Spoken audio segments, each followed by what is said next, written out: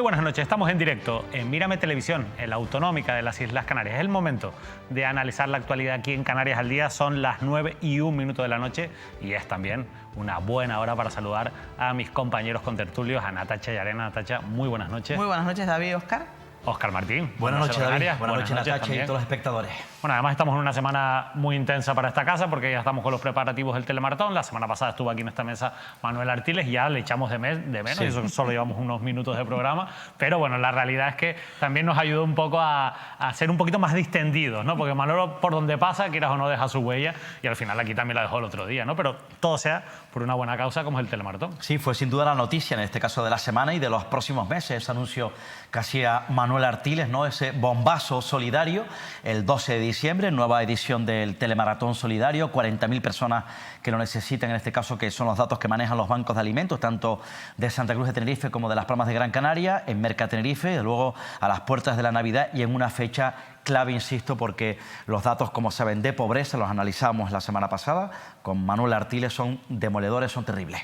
La verdad que este jueves, por cierto, van a poder ver una entrevista a Lalo Martín, que es el presidente de la Fundación Canaria José Luis Montesinos, que además realiza una labor desde hace 10 años muy solidaria en la zona norte de la isla de Tenerife. Y la verdad es que, hablando con Lalo, la hemos grabado hoy la entrevista, uno se da cuenta a veces de que muchas de estas organizaciones, que hay montones, son invisibles para mucha gente y realizan una labor tremenda, ¿no? Gracias sobre todo al voluntariado que trabaja en ella. Y sobre todo porque muchas veces yo creo que también nosotros vivimos en nuestra propia burbuja de la vida diaria y porque tampoco nos gusta, seamos sinceros, estar en contacto con la parte más oscura, más triste de la sociedad, de la vida, que es lo que pasa en muchísimas familias y muchísimas personas en Canarias que necesitan la ayuda de otras personas para vivir, incluso como lo decíamos en programas anteriores, incluso trabajando, incluso con ingresos, pero que no hay ni capacidad de ahorro ni capacidad de supervivencia en el día a día. Es decir, que la gente no llega a fin de mes, básicamente. Y estamos, desgraciadamente, necesarios de esa ayuda que también hay que poner en valor. Hay que dejar claro que hay mucha gente que está ayudando altruistamente, que da una de las cosas más preciadas que puede tener una persona, que es su tiempo, para ayudar a los demás, para gestionar también a veces no solo las circunstancias físicas, sino también emocionales de la gente, porque también hablamos de la salud mental pues vinculada a toda esta situación que es importante. Por eso también iniciativas como el telemaratón, que creo que son 17 ya ediciones de esta iniciativa solidaria, son tan importantes porque también visibiliza a estas asociaciones y además la necesidad de ayudar bien, de ayudar de forma transparente y que la gente también se vea motivada para aportar su granito de arena. Lo decía Lalo Martín en la entrevista, precisamente, que una de las cosas que más les motiva a ellos, además, por supuesto, de toda la ayuda que reciben, que de otra manera no la recibirían, es que se encuentran allí, pues todos los miembros, los impulsores de estas organizaciones, comparten experiencias, generan sinergias y esa parte es fundamental en el telemaratón. Y decías tú, es que no nos gusta ver esa parte más oscura de la social. El problema es que la línea que nos separa es tan estrecha que también Lalo Martín nos contaba cómo él ha visto casos de personas que tenían vidas hechas y han acabado siendo usuarios, en este caso, de la Fundación José Luis Montesinos. Bueno, eso será el jueves, el día 12 de diciembre. Tenemos, como les digo, una cita ineludible en el telemaratón solidario. El 12 del 12 caminaremos juntos con la mente y el corazón puestos en los más de 40.000 canarios a los que vamos a ayudar. El 12 del 12 lo volveremos a hacer. Nos movilizaremos para celebrar que somos un pueblo generoso.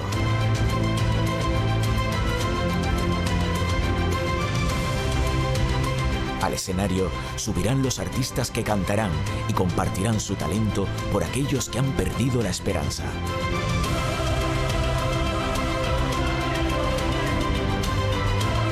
Vuelven los más pequeños con la ilusión de entregar su carta de Reyes al embajador y llevar regalos para que ningún niño de las islas se quede sin juguetes. El mundo verá cómo hombro a hombro, mano a mano, nuestra gente, colectivos y empresas descargarán alimentos, ropa y calzado para las familias que menos o nada tienen. Vuelve la fiesta, la alegría, la emoción de compartir Canarias. Juntos rendiremos homenaje a las ONGs y voluntarios por su labor humanitaria.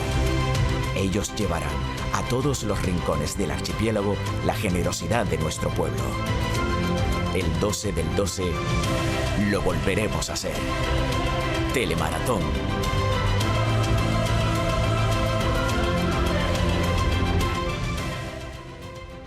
Bueno, ya lo han visto. Seguramente ya lo tengan apuntado en su agenda. Además, saben que es fundamental la colaboración en los días previos a través de los diferentes puntos de recogida. En nuestra web, en mirametv.com, tienen toda la información sobre cómo pueden colaborar a nivel individual, pero también esas empresas que al final, lógicamente, son el músculo principal de esta iniciativa y de donde surge pues gran parte de esa solidaridad que finalmente esperamos que llegue a 40.000 canarios. Bueno, quien conoce mucho cuál es la última hora del Telemaratón Solidario, cómo van los preparativos, cómo pueden ustedes colaborar con esta iniciativa y otras muchas preguntas que vamos a compartir con ella, es nuestra compañera Lidia Arias, directora de contenidos de esta casa de Mírame Televisión. Lidia, muy buenas noches. Muy buenas noches, David, Óscar y Natacha, y bueno, a toda Canarias que nos está viendo y que ya está apuntando, yo estoy segura, ese día 12 en su calendario, 12 de diciembre. La verdad, Lidia, es que bueno, son muchos telemaratones ya en nuestras espaldas, pero en este hemos querido quizás adelantarnos un poco a lo que venía siendo habitual para que la organización sea todavía pues más meticulosa, para que no falle ningún detalle, porque al final la necesidad es imperante en estos momentos. ¿Cómo van los preparativos, Lidia, tú que estás ahí en esa trinchera de esa organización del Telemaratón Solidario?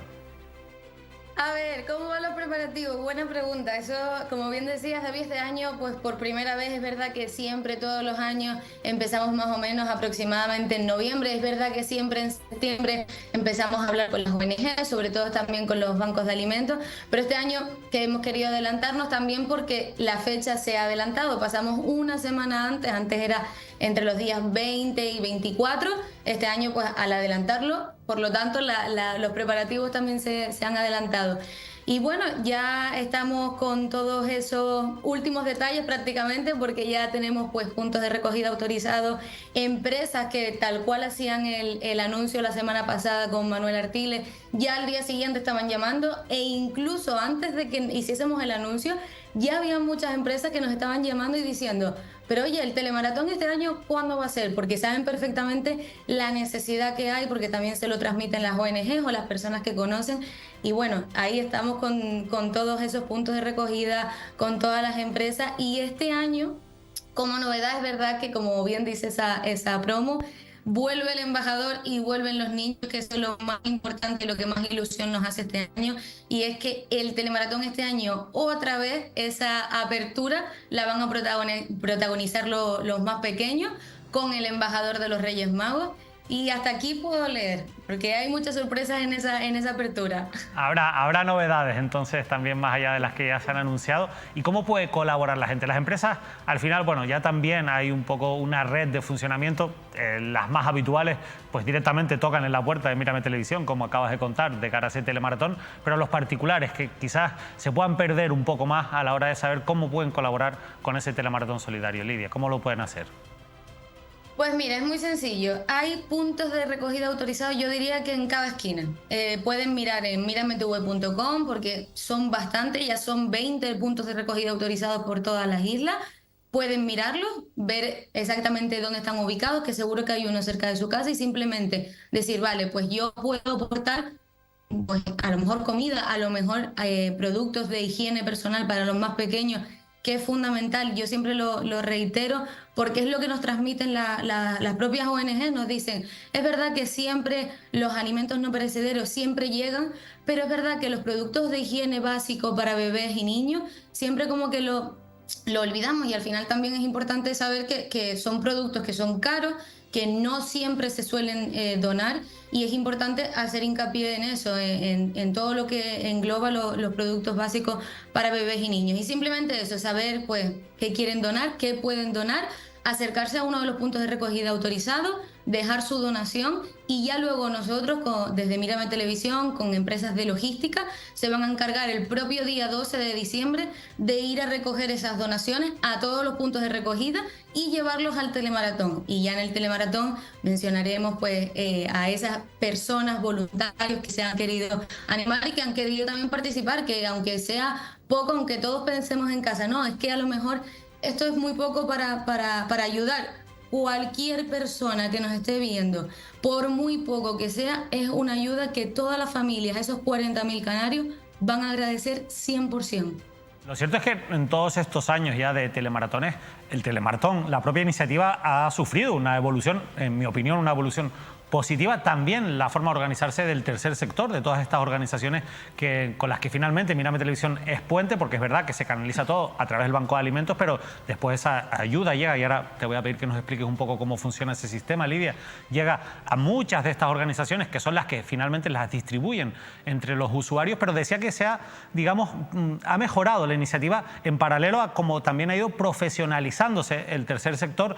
No ya tanto, evidentemente, siguen siendo organizaciones sin ánimo de lucro y siguen dependiendo del trabajo de los voluntarios, pero sí que es verdad que las cosas se hacen con un criterio mucho más riguroso, que hay un mayor control sobre quién recibe esas ayudas. Yo recuerdo que los primeros telemaratones, que evidentemente se hacían con todas las buenas intenciones, pero nos encontrábamos, primero, pues no se hacían en el Mercat Tenerife, se hacían en la calle, aparecía mucha gente necesitada allí, mucha gente que a lo mejor pues no había pasado por los servicios sociales de su ayuntamiento, no tenía todavía una derivación aceptada, y eso generaba problemas, porque al final, pues claro, costaba no darle comida a personas que venían y te decían que estaban necesitadas. Bueno, todo eso ha hecho que ahora todo se mida más al milímetro, que se siga un procedimiento. ¿Cómo funciona realmente ese sistema? Es decir, ¿qué pasa con la comida el día después de que llegue y que finalmente, bueno, se almacene toda en el Banco de Alimentos? Pues David, justo eso es una muy buena pregunta, porque al final nosotros, o sea, Mírame Televisión, simplemente somos el altavoz, digamos, o sea, nosotros escuchamos al Banco de Alimentos, escuchamos a las ONG, son ellos los que hacen ese llamamiento urgente de que necesitan las ayudas, porque bien lo comentaban la semana pasada en el Canarias al Día también, que los propios presidentes de los bancos de alimentos, Pedro Llorca, por ejemplo, hacía ese llamamiento de que eran las despensas del Banco de Alimentos de Las Palmas de Gran Canaria el que corría riesgo de quedarse vacío. Entonces nosotros simplemente tomamos ese llamamiento que nos hacen los bancos de alimentos, los hacen las ONG, nosotros ayudamos a difundir esa ayuda que se necesita y simplemente llega al Banco de Alimentos, bueno, en este caso el Mercat Tenerife, el día que lo recepcionamos, que es el día 12, y es el Banco de Alimentos de Tenerife quien se encarga de primero almacenarlos, que lo verán también en las imágenes como están saliendo en pantalla. El Banco de Alimentos es la persona que trabajan toda esa manipulación, o sea, ellos llegan, ellos lo clasifican, dónde van los alimentos, dónde van a lo mejor los productos de aseo personal, dónde va la ropa, dónde va el calzado. Ellos clasifican absolutamente todo y son ellos, el Banco de Alimentos de Tenerife, quien se encarga luego de la distribución, y el Banco de Alimentos de Las Palmas. Ellos luego son los que llaman a las ONG, llaman a las personas que están ya inscritas en el Banco de Alimentos como demandantes, y se encargan ellos de llamarlos, decirle qué día tienen que ir a recoger esas donaciones, y el Banco de Alimentos de Tenerife y el Banco de Alimentos de Las Palmas quien se encarga de toda esa distribución. Nosotros simplemente somos el intermediario entre las empresas, colectivos, personas particulares con el Banco de Alimentos, y ya es el Banco de Alimentos quien se encarga de toda la distribución posterior a ese día 12, que ya les digo que es muchísimo más trabajo que el que lleva previo, porque el Banco de Alimentos de Tenerife y de Las Palmas, el trabajo que lleva posterior es increíble. Es increíble y sin duda esa pata del voluntariado es fundamental. Natacha. Lidia, muy buenas noches. Antes que nada, pues enhorabuena por seguir manteniendo a flote esta iniciativa que es tan necesaria, que ojalá algún día, como decíamos la semana pasada con Manolo, no haga falta o que haga falta pues por otros motivos. Pero sí me gustaría insistir en una cosa, y es en la limpieza del proceso, en la transparencia que tiene el telemaratón de Mírame Televisión, precisamente por la colaboración con el Banco de Alimentos, y que esas personas que van a recibir la ayuda que se logre conseguir a través de esta iniciativa va a llegar a las personas que realmente lo necesitan, principalmente porque vienen derivadas de los servicios sociales de los diferentes ayuntamientos de las islas. Natacha, exactamente es así. Nosotros en eso no intermediamos. Nosotros, ojalá, como bien decía David, da mucha pena que se acerque una persona y que no la puedas ayudar. Ojalá nosotros pudiésemos hacerlo, pero la realidad es que no. Es el Banco de Alimentos de Tenerife quien se encarga, en base a lo que bien comentaba, en base a esas derivaciones que ya ellos tienen, y ya con esa, digamos, esa lista, entre comillas, de esas personas que ya ellos saben que necesitan esa ayuda. Ellos son los que se encargan luego de hacerlo llegar a las ONG, a las entidades, para que ellos, a su vez, cada entidad con sus familias, sean quien se encargue de distribuirlo con la familia. En ese proceso nosotros ya no entramos, como decía, simplemente somos el intermediario entre esas empresas que quieren ayudar, o esos colectivos o esas personas particulares que quieren ayudar, que no saben cómo hacerlo. Nosotros ponemos el altavoz, digamos, y ya es el Banco de Alimentos quien se encarga luego, posterior, de toda la distribución, que es un trabajo increíble porque lleva bastante tiempo, que también en base a eso es importante que este año hayamos adelantado la fecha del telemaratón, porque otros años es verdad que ya se juntaba mucho con, a lo mejor, las fechas de Navidad. El reparto tenía que ser mucho más rápido, por lo tanto conllevaba muchísimo más trabajo para los bancos de alimentos de Canarias. Y ahora, al tener este margen de, pues, una semana antes de esa Navidad, pues los bancos de alimentos lo agradecen, porque es un trabajo increíble el que ellos hacen posterior. No es nada en comparación con lo que se ve en el telemaratón y con lo que se ve previo al telemaratón. Óscar. Lidia, en ese día, por experiencia, además, es durante la mañana. Es verdad que en este caso comienza desde las 11 de la mañana hasta las 5 o 6 de la tarde, pero en esa mañana, lo digo por experiencia, van muchas empresas, grandes empresas, pequeñas y medianas empresas, organizaciones, colectivos que forman parte de distintos sectores de la sociedad canaria, ¿no? Porque es complicado. Para las personas, familias que en estos momentos nos estén viendo, que estén escuchando Mírame Televisión y que no puedan acudir, y junto a su familia, a sus hijos, definitiva, personas individuales de la sociedad civil de Canarias que no puedan acudir ese día, ¿qué tienen que hacer realmente? Es verdad que hay un número para colaborar, luego hay un correo electrónico, pero ya están predeterminados aquellos puntos autorizados donde la gente pueda acudir directamente, insisto, por la imposibilidad de desplazarse a las instalaciones de Merca Tenerife. Pues sí, Óscar, mira, justo en la página de Mírame TV, o si quieren escribirnos al correo que aparece en pantalla o al teléfono que aparece en pantalla, nosotros les vamos a ayudar y les vamos a orientar cómo tienen que hacerlo. Pero si entran en Mírame TV, la primera noticia que van a encontrar es justo los puntos de recogida autorizados, para que no, por si ese día mismo no pueden desplazarse. Ya ese día también lleva una organización increíble para organizar a todas las empresas, a todos los colectivos, a todas las personas que ya se han sumado previo al día 12. Por eso están los puntos de recogida, que ya, como decía antes, son cerca de 20, que les voy a mencionar algunos. Por ejemplo, la Asociación Bética, el Hospital San Juan de Dios, Rotarios Network Valle de Güímar, Asociación Playeros a Bordo, el CIA Centro Comercial Meridiano, el Colegio Tacoronte, el Mercado Nuestra Señora de África, el Mercado del Puerto La Cruz, y así podría seguir un rato, pero no se los voy a leer todo porque son bastantes. Pero estoy 100% segura de que algún punto de recogida autorizado hay cerca de su casa, o a lo mejor cerca de su trabajo, cerca del colegio del niño.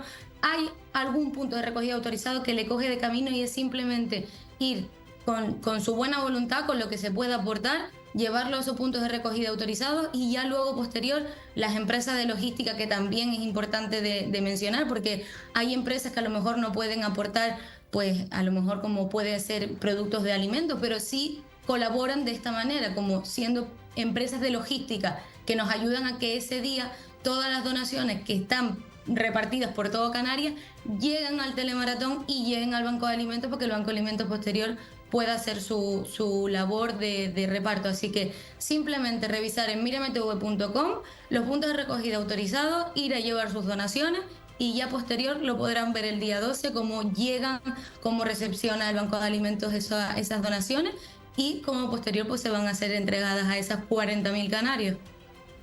Lidia, y además lo vamos a retransmitir, como no podía ser de otra manera, somos una televisión, desde las 11 de la mañana hasta las 6 de la tarde, esa es, si no me equivoco, el horario previsto, ¿verdad? Esa es otra novedad, que justo lo decía antes Óscar, que se me pasó. 11 de la mañana este año comienza, que otros años comenzamos a las 12, este año comenzamos a las 11 de la mañana y finalizamos a las 6 de la tarde. pero por experiencia seguramente que al final las donaciones ese día son tantas y tantas personas que buscan la manera de llegar ese día al telemaratón, que al final siempre el horario, sabemos cuándo empezamos pero no cuándo acabamos. Bueno, Lidia, la verdad es que vamos a estar muy atentos. Lo cierto es que en todas las ediciones hay una cosa que a mí me llama mucho la atención y es cómo la sociedad civil, personas conocidas del mundo del espectáculo, del entretenimiento, de la información, se vuelcan con la iniciativa. Al final cada uno, pues como lo decías tú antes, ¿no? Aporta desde donde pueda aportar y me parece maravilloso que haya muchas personas que además tienen una repercusión importante a nivel social, que estén volcadas con una causa como esta y que ayuden un poco a difundir. Este año nos estamos encontrando también con esos apoyos. Pues precisamente yo lo iba a dejar como de sorpresa para antes de despedirme, pero bueno, ya que me tiras de la lengua, a mí me encanta contarles cosas antes de tiempo y por ejemplo ya nos están llegando esos saludos de esos colectivos, de esas personas particulares, de esas personas a lo mejor más conocidas, como puede ser el caso de Abu Bukaka, que yo creo que a nadie en Canarias se nos escapa quién es, que ya se ha animado a participar en este telemaratón y a dar la cara por esos 40.000 canarios. Como siempre a Bukaka, que no pueden fallar. No sé si lo tienes por ahí, Lidia, ese vídeo. Seguro que lo tiene Miguel, el equipo de Mírame seguro que lo tiene ahí localizado, así que se lo dejo en manos de ellos. Pues en manos de Miguel está.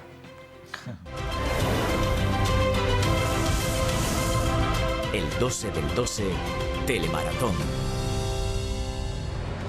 Hola, somos Abu Bukaka y queremos dar la cara por las 40.000 personas que están en Canarias sufriendo ahora mismo situación de pobreza severa. Es hora de arrimar el hombro.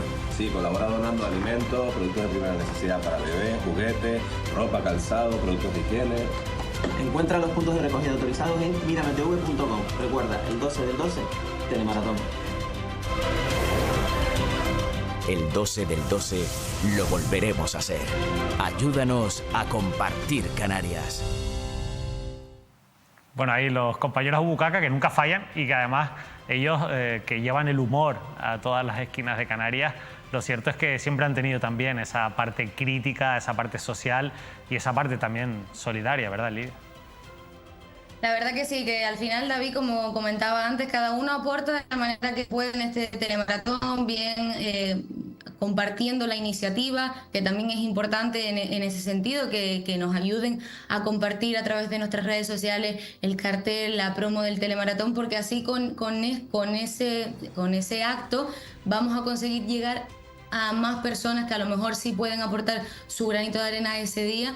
Y al final cada uno en el telemaratón aporta de la manera que puede, pero lo importante es que al final ese día nos unimos todos, de cada uno a su manera, nos unimos todos para que a esos 40.000 canarios, que es el objetivo del telemaratón, no le falte de nada en estas Navidades y también para los primeros meses del año 2025.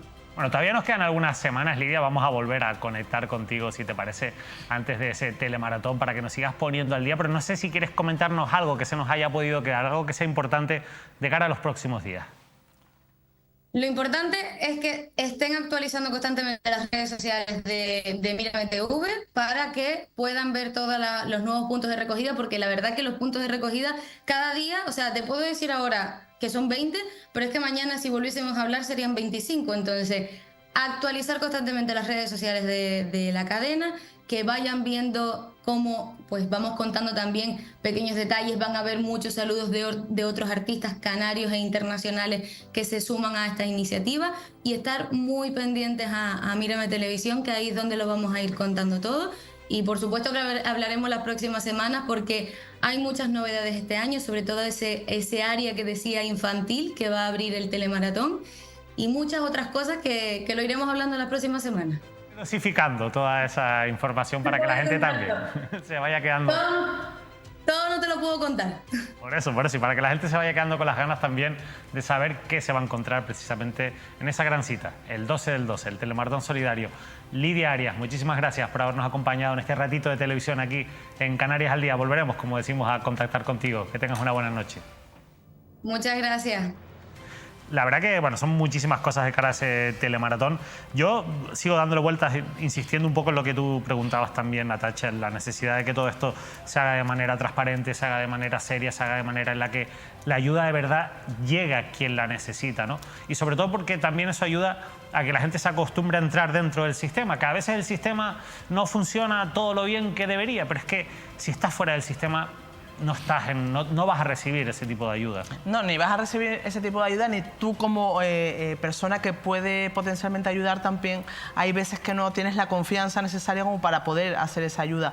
Pues hay que decir que a través del telemaratón de Mírame Televisión, como bien decía Lidia, como ese canal de difusión y canal incluso hasta logístico para llevar a cabo esa recogida de ayuda, porque recordamos, no solo de alimentos, de ropa, de productos de aseo, de calzado, de productos de higiene para bebés, y también no nos olvidemos de juguetes para esos niños, porque al final también de la ilusión no se come, pero también hace la vida un poquito mejor. Sin duda, yo creo que esa parte está bien insistir en que recuperamos esa colaboración con el parque de juguetes, ¿no? Como se llamaba esta iniciativa de conseguir juguetes para los más pequeños en una fecha en la que es fundamental. Hay otras iniciativas muy interesantes. Ustedes colaboren en todo lo que puedan, yo eso siempre lo digo, pero que sepan que estas ayudas, lo que llega al telemaratón de verdad, llega a personas que lo necesitan, ¿no? Yo creo que eso es lo importante de todo esto. Sí, por eso la novedad también, la presencia de nuevo en el telemaratón del embajador, ¿no? Que en este caso, bueno, pues los niños, los colegios se pueden organizar y llevar sus regalos, ¿no? Es importante destacar los alimentos, ¿no? Pero sobre todo en la fecha, en el foro, en el escenario en donde se celebra el telemaratón, los juguetes nuevos, ¿no? Por eso es importante, hago un llamamiento también, no solamente a las grandes empresas, sino a las pequeñas y medianas empresas, o sea, esos comercios tradicionales de toda la vida, repartidos en distintos puntos de la geografía regional, que bueno, que pueden ayudar y que puedan aportar, insisto, esos juguetes donde muchas familias lo necesitan para sus pequeños en esa época. Y sobre todo, como han dicho y como hemos ido contando durante estas últimas semanas, los productos, artículos de aseo personal para niños de 0 a 6 años, que es fundamental. Aparte, insisto, de los alimentos, juguetes y esos artículos de aseo personal que, como bien saben, son caros, ropa, calzado, y es importante en esta fecha.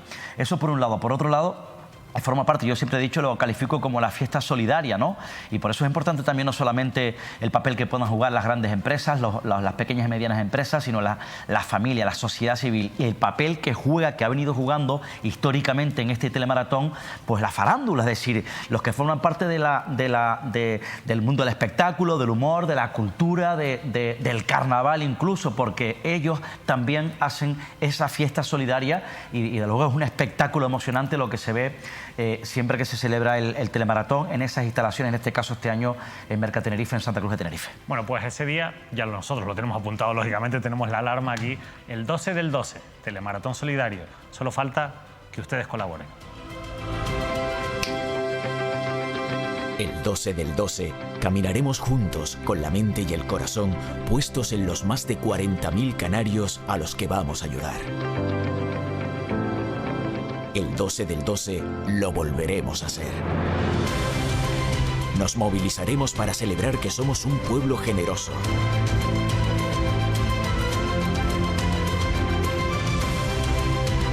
Al escenario subirán los artistas que cantarán y compartirán su talento por aquellos que han perdido la esperanza.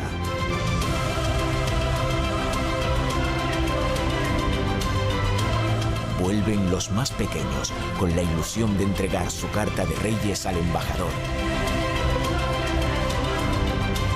y llevar regalos para que ningún niño de las islas se quede sin juguetes. El mundo verá cómo hombro a hombro, mano a mano, nuestra gente, colectivos y empresas descargarán alimentos, ropa y calzado para las familias que menos o nada tienen. Vuelve la fiesta, la alegría, la emoción de compartir Canarias. Juntos rendiremos homenaje a las ONGs y voluntarios por su labor humanitaria. Ellos llevarán a todos los rincones del archipiélago la generosidad de nuestro pueblo. El 12 del 12 lo volveremos a hacer. Telemaratón.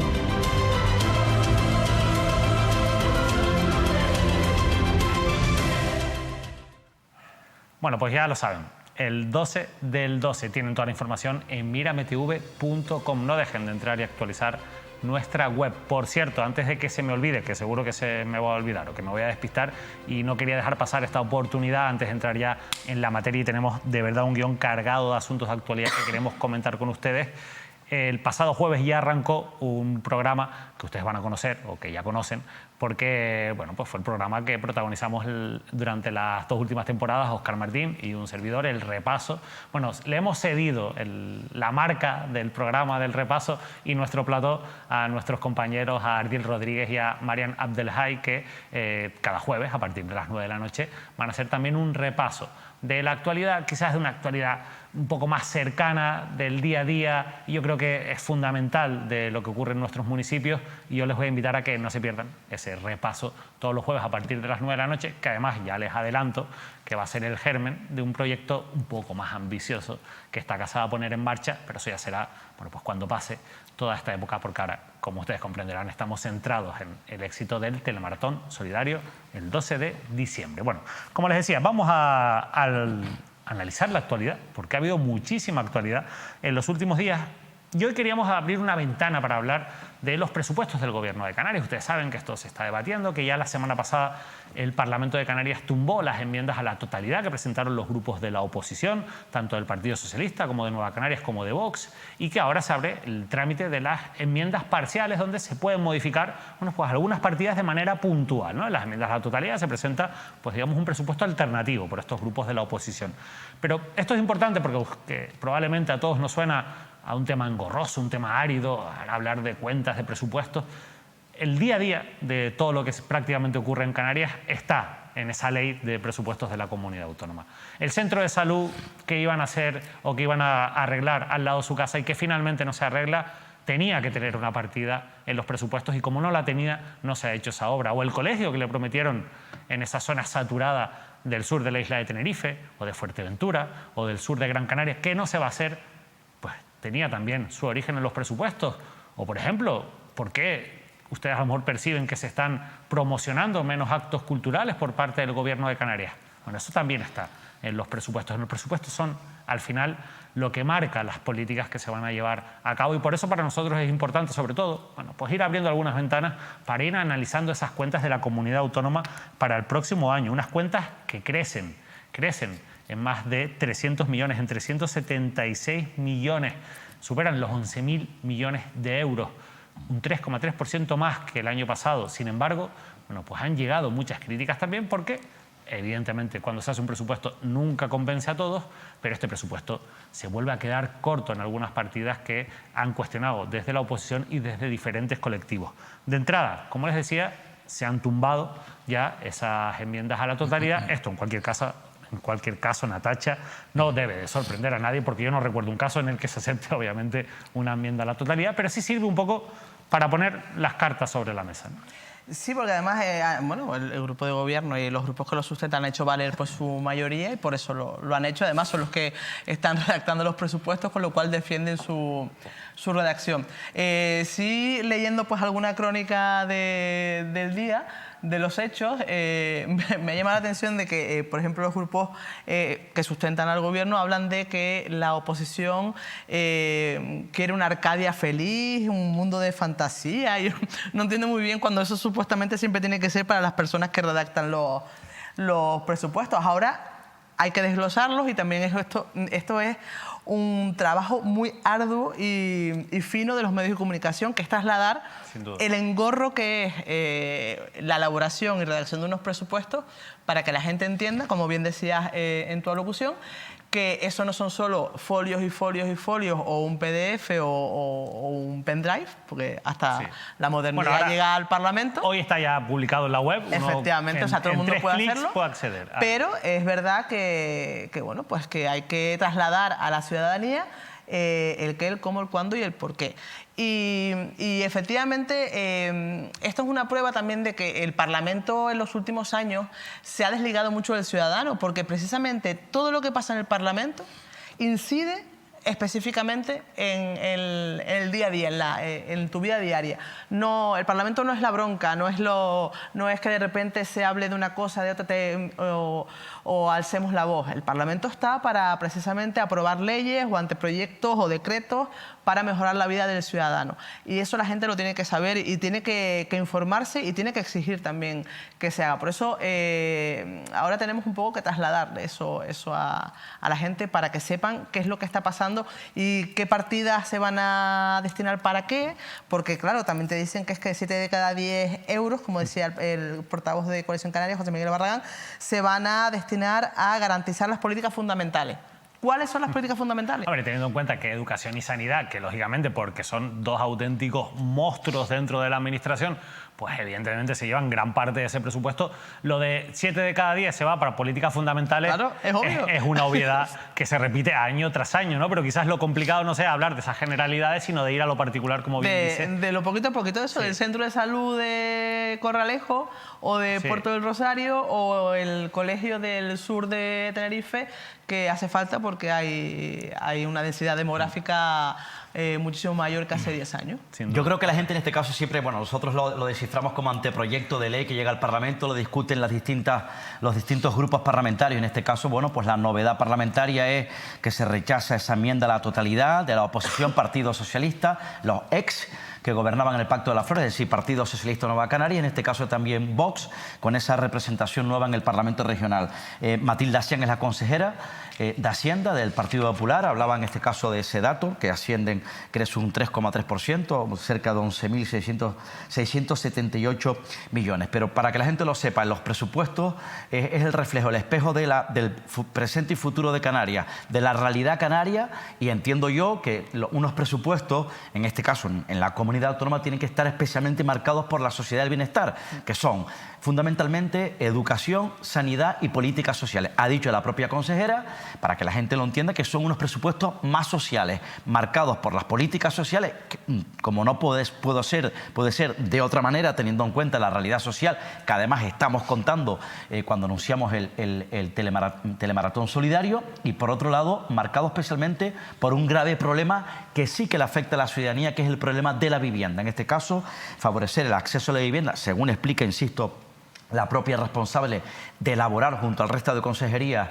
esos presupuestos canarios, que es Matilde Asián del Partido Popular, y fomentar el mercado del alquiler de inmuebles, es decir, el problema de la vivienda. Si es así, bueno, evidentemente, bueno, ya está reflejando de manera oficial los problemas reales de Canarias. Ahora bien, luego, bueno, pues el Partido Socialista, Nueva Canarias y Vox, que se han encontrado, que rechazan sus enmiendas a la totalidad, entienden que no son unos presupuestos ajustados a los grandes problemas que viene denunciando la oposición a este gobierno de Coalición Canaria y Partido Popular. A mí hay cosas que me resultan, porque al final me resultan llamativas, ¿no? Al final uno pide rigurosidad en los dos lados, ¿no? En los que gobiernan a la hora de explicar el presupuesto y en los que hacen oposición a la hora de presentar pues esas enmiendas y de intentar modificar ese presupuesto, porque a mí me llamó la atención que el día que se presentaron los presupuestos, yo creo que no habían transcurrido ni 3 ni 4 horas y ya Nueva Canarias estaba anunciando una enmienda a la totalidad del presupuesto, a ver, sin haber tenido yo creo que tiempo para poder estudiar el presupuesto. Yo recuerdo que en aquel momento el PSOE dijo, bueno, nosotros vamos primero a estudiarlo.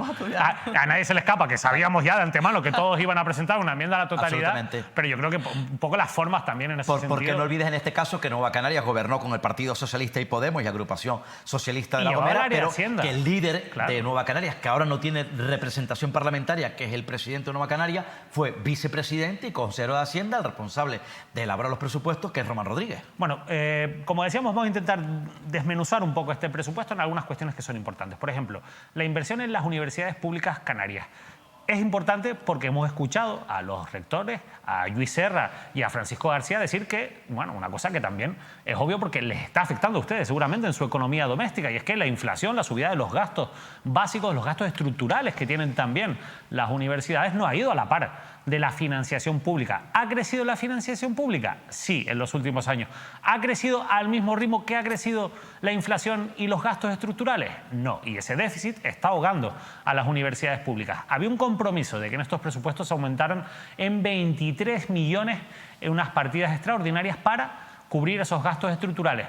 En principio, no ha llegado en este presupuesto inicial ninguno de esos 23 millones a las universidades. No está previsto que lleguen ninguno de esos 23 millones. Ya ocurrió en el ejercicio pasado y se corrigió en el periodo de enmiendas parciales, que es algo en donde normalmente sí que se puede mover un poquito más el presupuesto, y a veces, bueno, pues incluyen partidas importantes como fue esta en el presupuesto 2014. De momento no están esos 23 millones para las universidades públicas canarias. Nosotros le preguntamos a la actual consejera Migdalia Machín, que además es consejera de universidades, de investigación, de cultura, pero que en una consejería, la de universidades, que es de nueva creación por parte del Gobierno de Canarias, que la ha desligado de la Consejería de Educación, donde tradicionalmente, bueno, pues ha formado parte. Esto es lo que nos decía Migdalia Mechina. La pregunta es ¿por qué no han cumplido con el compromiso que tenían con las universidades públicas canarias?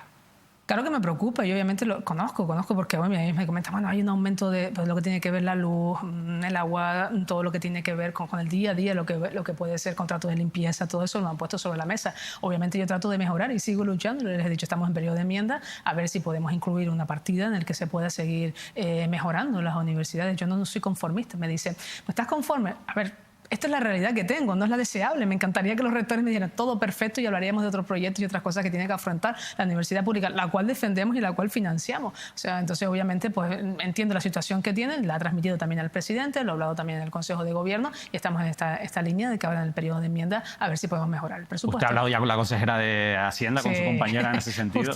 Justo ya hablábamos también de esa situación con Matilde Asián, con la cual tengo también una excelente relación y hablamos, reconozco la dificultad que tiene Hacienda para poder contentar a todas las consejerías, porque para todo siempre es poco, para todo lo que hay que asumir, en este caso en el archipiélago. Así que bueno, esperemos a ver si podemos buscar una solución e intentar mejorando. Independientemente de eso, yo le he comunicado y le he transmitido a los rectores tranquilidad. El gobierno es una herramienta para facilitar que la universidad siga caminando. No los vamos a dejar en las tacadas, si bien situaciones, siempre hemos afrontado las situaciones que han tenido más complicadas, pues este año no va a ser menos. Bueno, recortes salvajes, es lo que ha dicho el rector de la Universidad de La Laguna, que van a tener que aplicar si el Gobierno de Canarias no cumple, Natacha.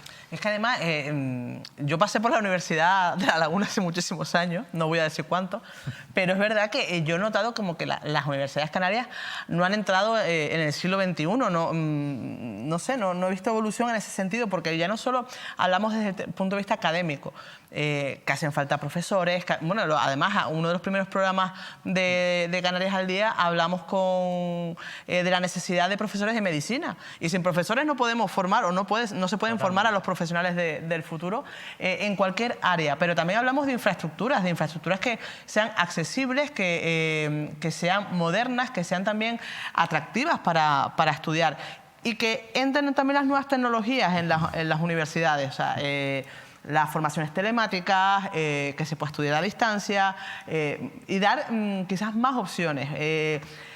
Las universidades tienen que entrar en ese rol, porque además estamos ahora viviendo, o por lo menos yo así lo percibo, como una vuelta a la tortilla de los años 90, en que la formación profesional era ese sitio donde iban los que no podían estudiar porque no llegaban, y ahora mismo la formación profesional es un sitio que es muy atractivo, y las universidades, por el contrario, a no ser en áreas muy específicas, en que hace falta, obviamente, pasar por la facultad, bueno, pues es algo más.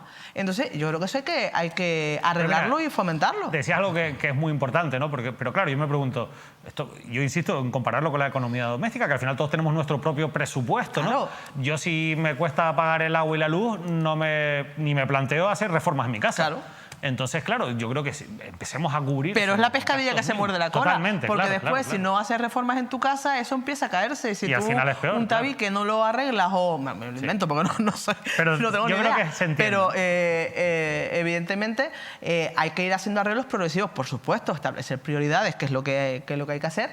Y a mí esa relación entre los presupuestos de la comunidad autónoma y la economía doméstica me parece muy acertada, porque todos tenemos un presupuesto al que nos tenemos que ajustar para poder llevar a cabo todas las iniciativas que queremos, hasta incluso lo más lúdico, pero establecemos prioridades, y eso es lo que hay que hacer también, establecer prioridades. Al final después ahí hay una lucha, porque todo el mundo acaba tocando la puerta de la consejera de Hacienda a pedirle más claro, perra, porque ya negocia los presupuestos con todas las consejerías. Claro. Migdalia Machín, uno de los rostros nuevos del gobierno autónomo, representa la cuota ella de Coalición Canaria y se ha creado por Lanzarote. Es la secretaria general de Coalición Canaria en la isla de Lanzarote. Insisto, llega por primera vez al gobierno autónomo, que quizás es la primera vez que llega a la primera línea de la política en este sentido, porque siempre ha estado muy centrada en la política de la isla de Lanzarote, y se ha creado, como decías, David, una consejería especialmente para que ella la dirija, que es la Consejería de Universidades e Innovación, y tiene un reto, una papa caliente y una responsabilidad importante. No se le puede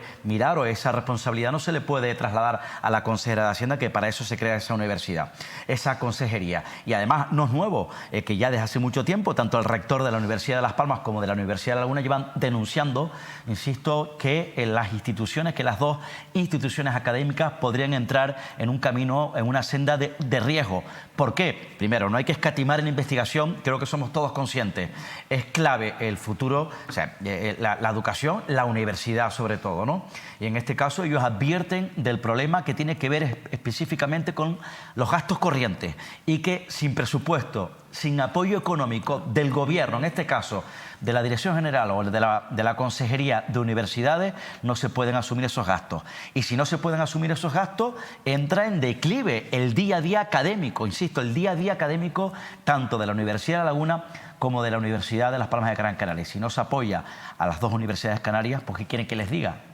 Apague y vámonos. Es que sin dinero no hay nada. Aparte de lo que decías, que se me viene a la mente rápidamente, es decir, el SOS que lanza la comunidad educativa de la Facultad de Medicina, que es verdad que en este caso depende directamente del Servicio Canario de Salud en ese caso, sí. Pero bueno, aún así, yo creo que es un síntoma de lo que ocurre al final, quizás en menor escala, también en otras facultades en las que les cuesta conseguir personal investigador porque muchas veces no es rentable, muchas veces esos programas de investigación, bueno, pues se retrasan, no financian como es debido y no pagan como es debido a los investigadores. Pero fíjense, después de los presupuestos está esa letra pequeña a la que normalmente no es fácil llegar, que requiere de un trabajo detrás y que saca a la luz pues algunos gastos que son, podemos llamarlos superfluos o por lo menos bastante cuestionables. Este presupuesto aumenta en cerca de 6 millones de euros los gastos de asistencia tanto al presidente del gobierno, Fernando Clavijo, como al vicepresidente del gobierno, Manuel Domínguez. Al menos así lo ha denunciado el Partido Socialista, lo ha hecho su portavoz en materia de Hacienda, Manuel Hernández, que ha estado también con nosotros aquí en Canarias al Día en una entrevista que van a poder ver este miércoles, mañana, a partir de las 8 de la tarde. Pero hablaremos en general del presupuesto del Gobierno de Canarias, pero quizás este dato es el que más nos ha llamado la atención porque no lo habíamos leído en ningún lado y cuanto menos genera un interesante debate. Vamos a escuchar a Manuel Hernández. Entendíamos que hay una serie de gastos que son absolutamente superfluos.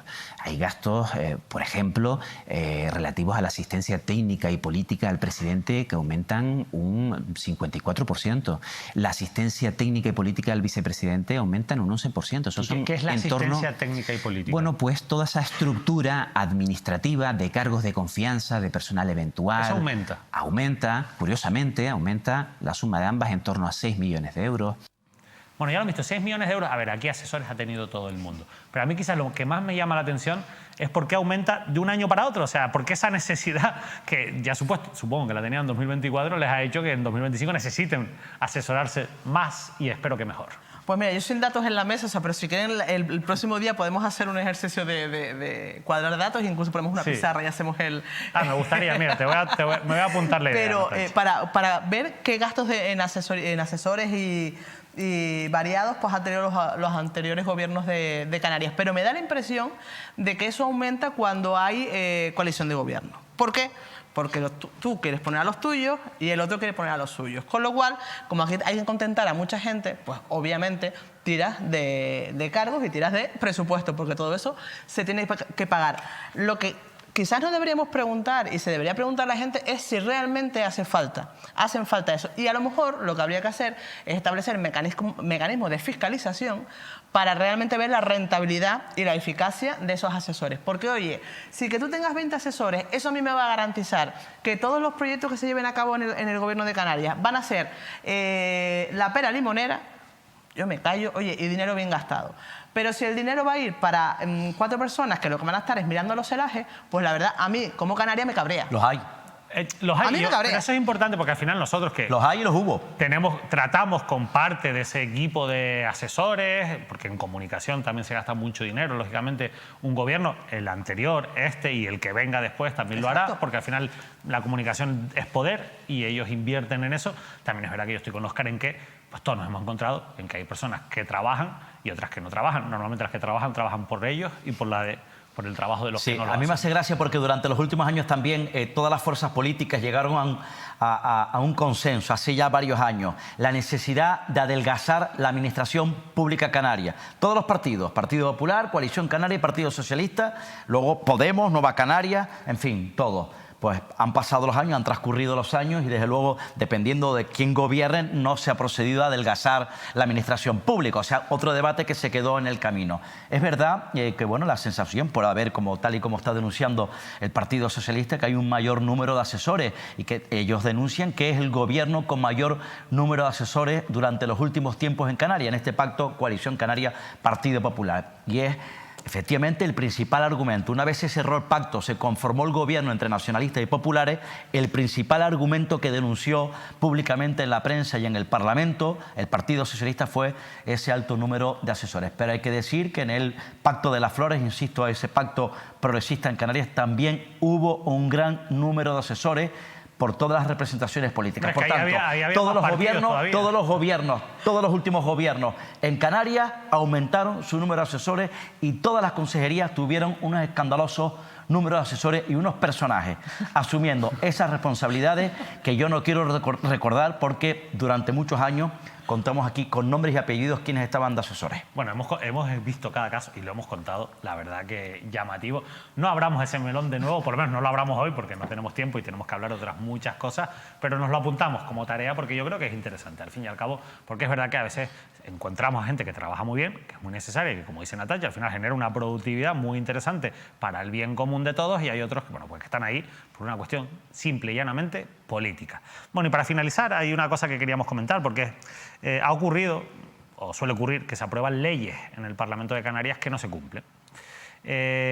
Lo triste es cuando esas leyes se aprueban para intentar garantizar inversiones en áreas que son muy sensibles. Por ejemplo, en la Ley de Educación de Canarias se aprobó el compromiso de llegar al 5% del Producto Interior Bruto en el presupuesto de educación de la Consejería de Educación de Canarias. Bueno, eso no se ha cumplido nunca, no lo cumplió el Pacto de las Flores y no lo ha cumplido tampoco el actual gobierno de Coalición Canaria y Partido Popular. De hecho, ha bajado la financiación proporcionalmente al PIB con respecto a los ejercicios anteriores. De ese asunto hablaremos la próxima semana, pero también el Parlamento de Canarias aprobó, además fue la primera comunidad autónoma de todo el país que lo hizo, blindar el presupuesto de cultura en las islas. El área cultural, ustedes saben que siempre ha sido la hermana pobre a la que parece que le van llegando nada más que las migajas, y la cultura, bueno, muchas veces no se ha entendido como ese poder que tiene a nivel social, tanto para generar economía como para generar empleo, como para generar algo que es muy importante, que es la educación cultural de todos los ciudadanos. Bueno, la realidad es que también se blindó, en el Parlamento se aprobó una ley que decía que el 2% de todo el presupuesto de Canarias tiene que ser al menos el presupuesto del área de cultura. ¿Se cumple este año? Bueno, esto no se ha cumplido, esta ley es más reciente, no se ha cumplido hasta ahora, pero se cumple este año. Nosotros teníamos mucho interés en saberlo y así se lo preguntamos a Migdalia Machín, que también, además de universidades, de investigación, es consejera de Cultura de Canarias. Estos presupuestos, obviamente hemos subido en cultura casi como 9, bueno, sube la Consejería 9 millones, como un 3,3%, entonces cumplimos esa parte que podemos hacer. Cultura siempre ha sido una cuestión de dificultad, con una ley aprobada por unanimidad. El año pasado, bueno, pues los recortes me afectó, siempre dije, no se va a suspender nada, porque en verdad no se ha suspendido nada. Nosotros tenemos el área de cultura y luego tenemos el Instituto Canario de Desarrollo Cultural, que es el que desarrolla, pues, tiene distintos programas llevados a cabo donde se hace todo el desarrollo de los programas de cultura. Pues, mi idea cada vez que me reúno con los sectores, porque lo que he tratado es tener mucha cercanía, reunirme con los sectores y que me digan sus demandas. Nuestro objetivo, lo presenté el otro día en el Parlamento, es, mira, hay una cuestión que parece como sencilla, pero no teníamos una RPT, o sea, de puestos de trabajo desde hace 25 años, no se reconoció. La realidad ha cambiado de cómo está, pues hemos aprobado la nueva RPT. ¿Qué nos va a llevar esto? Nos va a dar forma de cómo organizar todo lo que es la cuestión del servicio de cultura. Pero no me queda una cosa clara, Migdalia. ¿Finalmente se cumple la ley de cultura o no? Es decir, llegan a ese 2% que este año aumentamos, sí, este año aumentamos. Aumentan, pero llegan a lo que establece la ley, que es llegar al 2% de la inversión, en este caso. Nosotros teníamos un aumento del 7% y el 3% de lo que se supone. ¿El 2% de todo el presupuesto es para cultura? ¿De todo mi presupuesto? No, de todo el presupuesto del Gobierno de Canarias, eso es lo que dice la ley. Eso es lo que dice la ley, el mío aumenta un 3,3%. No llega al 2% la totalidad del presupuesto. Sí, porque aumenta el 3%, nosotros aumentamos 3,3% el presupuesto general. Bueno, la comunidad autónoma se supone que ese es el cálculo que se ha hecho. Bueno, me van a permitir que sonríe un poco, porque al final esto es el día a día de la política. Yo, Migdalia Machín, considero que es una persona que llega a la política con muchísimas buenas intenciones, que tiene un papelón, porque evidentemente en cultura no se cumple la ley canaria de cultura, no se llega a ese 2%, el presupuesto crece y nos alegramos de que crezca, pero no crece lo suficiente a como crece también, en este caso, el de la comunidad autónoma, en el sentido de que tiene que llegar al 2% de todo el presupuesto de la comunidad autónoma. La pregunta es muy sencilla y se puede responder de muchas maneras, pero a veces los políticos, como ustedes han visto, intentan escapar, ¿no?, de las preguntas que, insisto, a veces son bastante sencillas y se complican con las respuestas, ¿no? Oye, cuando tú encuentres a un político que te responda a lo que preguntas, sí, pero radical, sí, me llama.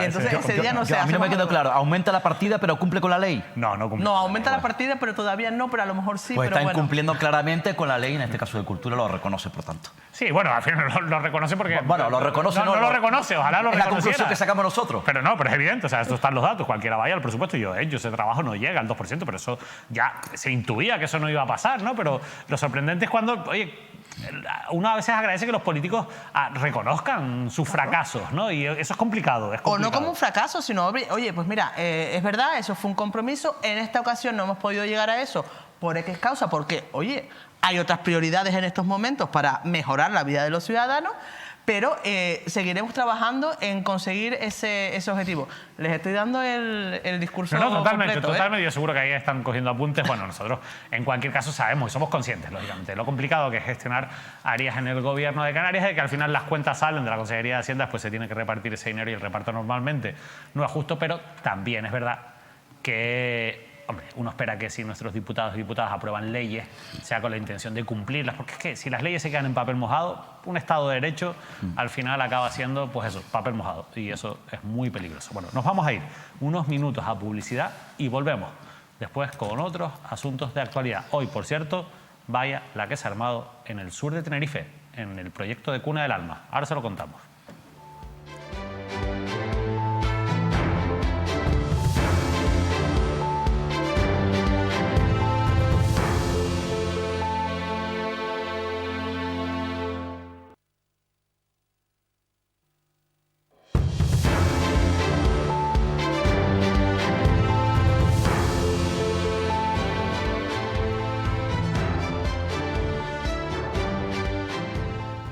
Bueno, continuamos en directo aquí en Canarias al Día y se lo comentaba antes de irnos a publicidad. Hoy ha habido de nuevo protesta en el sur de la isla de Tenerife contra ese proyecto del puertito de Adeje, el proyecto de Cuna del Alma, ese proyecto turístico que se ha convertido también en uno de los símbolos de las reivindicaciones multitudinarias del pasado 20 de abril y del pasado 20 de octubre, pero las obras siguen adelante. El Ayuntamiento de Adeje saben que le ha dado el visto bueno. Entre medio ha habido incluso pues algunas declaraciones importantes, como la declaración de una zona de interés geológico a nivel nacional de esas laderas del puertito de Adeje. No es la única declaración importante y protección que existe en la zona, pero el proyecto continúa adelante. El Gobierno de Canarias saben que levantó esa paralización que había decretado el anterior gobierno, el Pacto de las Flores, y frente a esa inacción por parte de las administraciones, o lo que consideran una inacción, en este caso los colectivos ecologistas, hoy ha habido una acción por parte de un activista que ha decidido, vamos a ver esas imágenes, encadenarse a una de las palas en Cuna del Alma. Ahí están viendo el momento en el que está encadenado. Ahí hay un miembro de seguridad, si no me equivoco, que entiendo que intenta que baje de esa pala. Este hecho provocó la paralización, insisto, de las obras que se están acometiendo en esa zona, pero para tener más detalles de lo ocurrido y sobre todo la última hora, para saber qué ha pasado con ese activista, vamos a saludar a Rubén Pérez, que es portavoz de Salvar la Tejita. Rubén, buenas noches. Hola, buenas noches. Haznos, si no te importa, un relato de lo que ha ocurrido hoy con el compañero que ha decidido encadenarse a esa pala. ¿Por qué lo ha hecho y qué ha pasado posteriormente? Bueno, pues para ponerles en situación, desde el pasado jueves en la zona de Cuna del Alma comenzaron las obras con maquinaria pesada, con retroexcavadoras, etcétera, y destruyendo sectores de alta sensibilidad ecológica, sobre todo la jornada de ayer lunes y de hoy martes. Esta mañana se destruyó gran parte de la zona con la población de Viborina Triste, esta pequeño tajinaste, esta planta protegida que fue causa de una de las 3 paralizaciones que tuvo este macroproyecto hace 2 años. Decenas de cardones, otra especie protegida de vegetal en este caso, ejemplares centenarios en algunos casos. Y lo que sucedió a mediados de esta mañana es que una persona, un activista, no pudiéndose contener con lo que se estaba consumando, que eran, a nuestro modo de ver, delitos contra el medio ambiente, o sea, la destrucción de hábitat y de especies protegidas, se encaramó a una de las palas, como pueden ver en los vídeos, y se ató de manera pacífica, e implorando que se paralizaran las obras, como sucedió en el día de hoy. Hay que decir que las palas, por cuestiones de seguridad, no siguieron trabajando. Y esta persona fue detenida alrededor de las 3 de la tarde, cuando termina el horario de trabajo aquí en esta obra Cuna del Alma, y en estos momentos está detenido todavía en las dependencias de la Guardia Civil AD. O sea que, Rubén, nos cuentas que este activista ha sido detenido por esta acción y que a esta hora de la noche todavía están esas dependencias de la Guardia Civil. Sí, por la información que teníamos, con seguridad iba a pasar esta noche detenido, y supuestamente mañana por la mañana tendría una vista rápida, un juicio rápido, pero estamos en la expectativa hasta mañana de tener nuevas noticias de cuál es su situación real. Sí, claro, tiene que ser puesto a disposición judicial en máximo 72 horas, ¿no? Y a partir de ahí veremos lo que decide el juez. Pero ¿a ustedes qué les parece que una persona que realiza una acción pacífica como esta, bueno, pues finalmente tenga que pasar la noche en un calabozo? Bueno, pues esto es una de las muestras de la escalada de represión que estamos viendo en Tenerife con la protesta.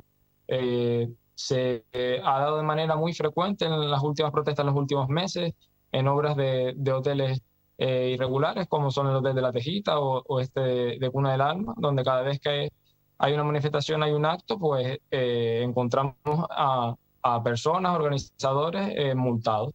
En el caso de la Tejita, por ponerte un ejemplo, en marzo hubo una manifestación en la que se reivindicó la protección del dominio público marítimo terrestre, que estaba siendo destruido, y le llegaron multas a decenas de personas, incluso a una persona que no estaba en la isla de Tenerife ese día, para que vean el nivel de fijación y de persecución que estamos teniendo por parte de las autoridades. En Cuna del Alma también, hace unos meses, cuando estaban levantando el vallado que hoy rodea casi toda la obra, también recibieron multas, decenas de personas, incluso unos periodistas de La Sexta que fueron un día a grabar fuera de los terrenos. Entonces, esto es lo que estamos viendo, una acción de protesta pacífica como esta, donde quizás años atrás esta persona ya estaría en libertad, pues va a pasar como mínimo esta noche. Rubén, creo que te entendí antes decir que las obras de estos días han afectado a parte de esa población vegetal que está protegida, han afectado directamente a especies de viborina triste. Lo digo por esa decisión, ¿no?, de traslocar esa viborina, de trasladarla a otros lugares, que es la que ha tomado la actual administración. Sí, afirmativo. La obra, la actividad de las retroexcavadoras y de las palas mecánicas que hemos visto, sobre todo en el día de ayer lunes y hoy martes, se ha centrado donde estaba la población más numerosa de viborina triste. Hay que decir que los meses atrás, tras recibir la autorización, en nuestro modo de ver, irregular y de manera objetiva e insólita en lo que es la historia de Canarias, que un ayuntamiento se declaró competente para manipular una especie protegida, en este caso esta planta de especie protegida, la empresa contratada por la promotora Cuna del Alma se dedicó a retirar supuestamente semillas del suelo y ejemplares muertos, lo cual no tiene mucho sentido desde un punto de vista técnico, porque no se puede replantar un ejemplar muerto. Y lo que se ha destruido, pues el hábitat donde se encuentran con seguridad centenares o miles de semillas, porque la semilla de esta especie, de este pequeño tajinaste, es muy pequeña, hay que verla con lupa, y lo que se ha hecho es destruir el hábitat, remover toda la tierra, y así con el caso de los cardones, tal vez una especie más conocida, más visible, este euforbia con forma de cactus que tenemos, que es endémica de las Islas Canarias, con ejemplares de más de 100 años que teníamos aquí, que sinceramente duele muchísimo ver el destrozo tan grande que se ha hecho hoy. Hay que decir que el nivel de trabajo que hemos visto en el día de ayer y de hoy no se corresponde con el que había hace 2 años, por ejemplo, antes de paralizar las obras, donde las obras se ceñían más a lo que sería el trazado de los viarios que están construyendo, en cavar en profundidad.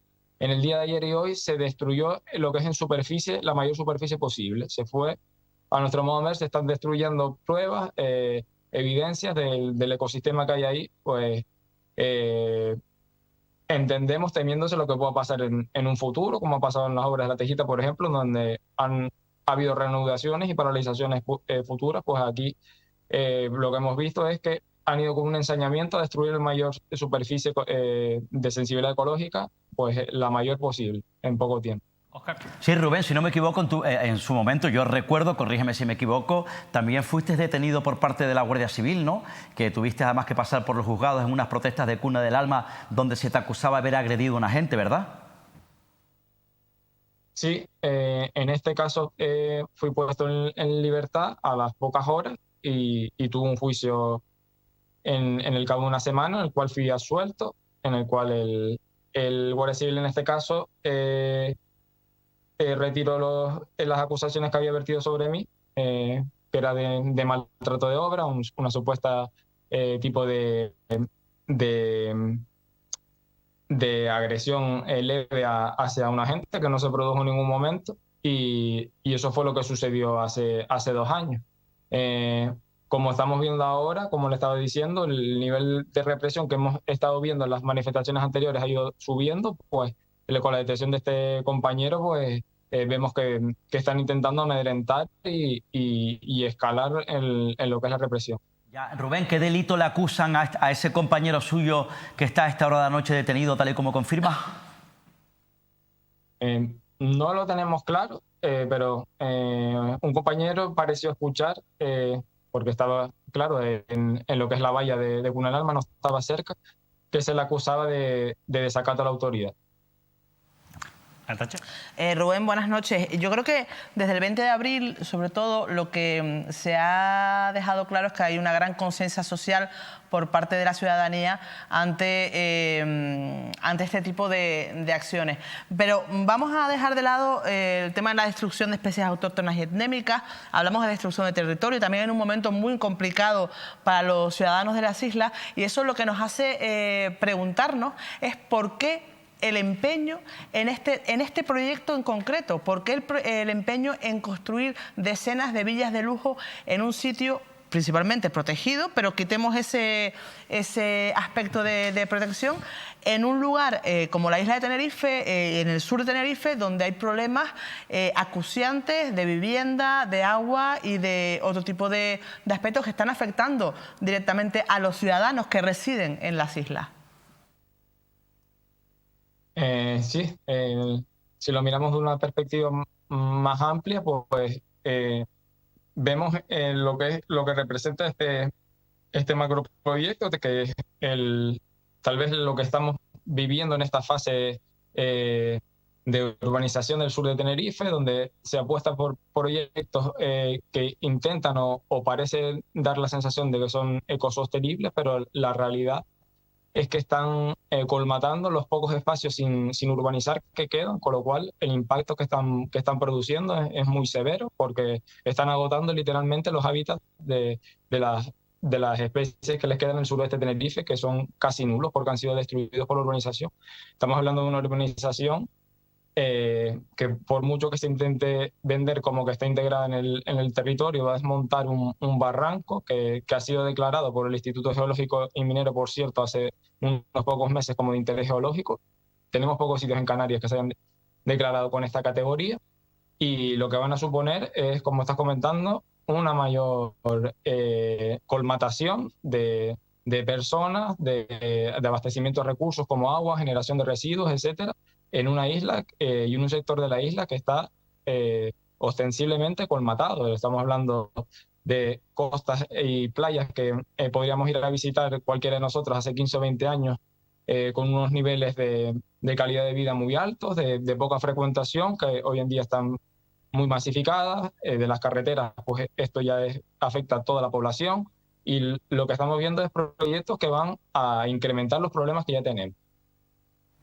Bueno, pues Rubén, gracias por habernos atendido. Esperemos que mañana pueda ser puesto en libertad lo antes posible el compañero activista. Y vamos a seguir pendientes de toda esta lucha porque las obras, yo estoy seguro que pueden estar yendo muy rápido, pero también las acciones que estarán preparando desde los diferentes colectivos ecologistas también supongo que van a estar en ese camino de protesta y veremos qué tienen que decir, bueno, todavía algunos estamentos, ¿no? Porque ustedes han presentado algunos recursos judiciales, algunos recursos administrativos, también estamos pendientes de Europa.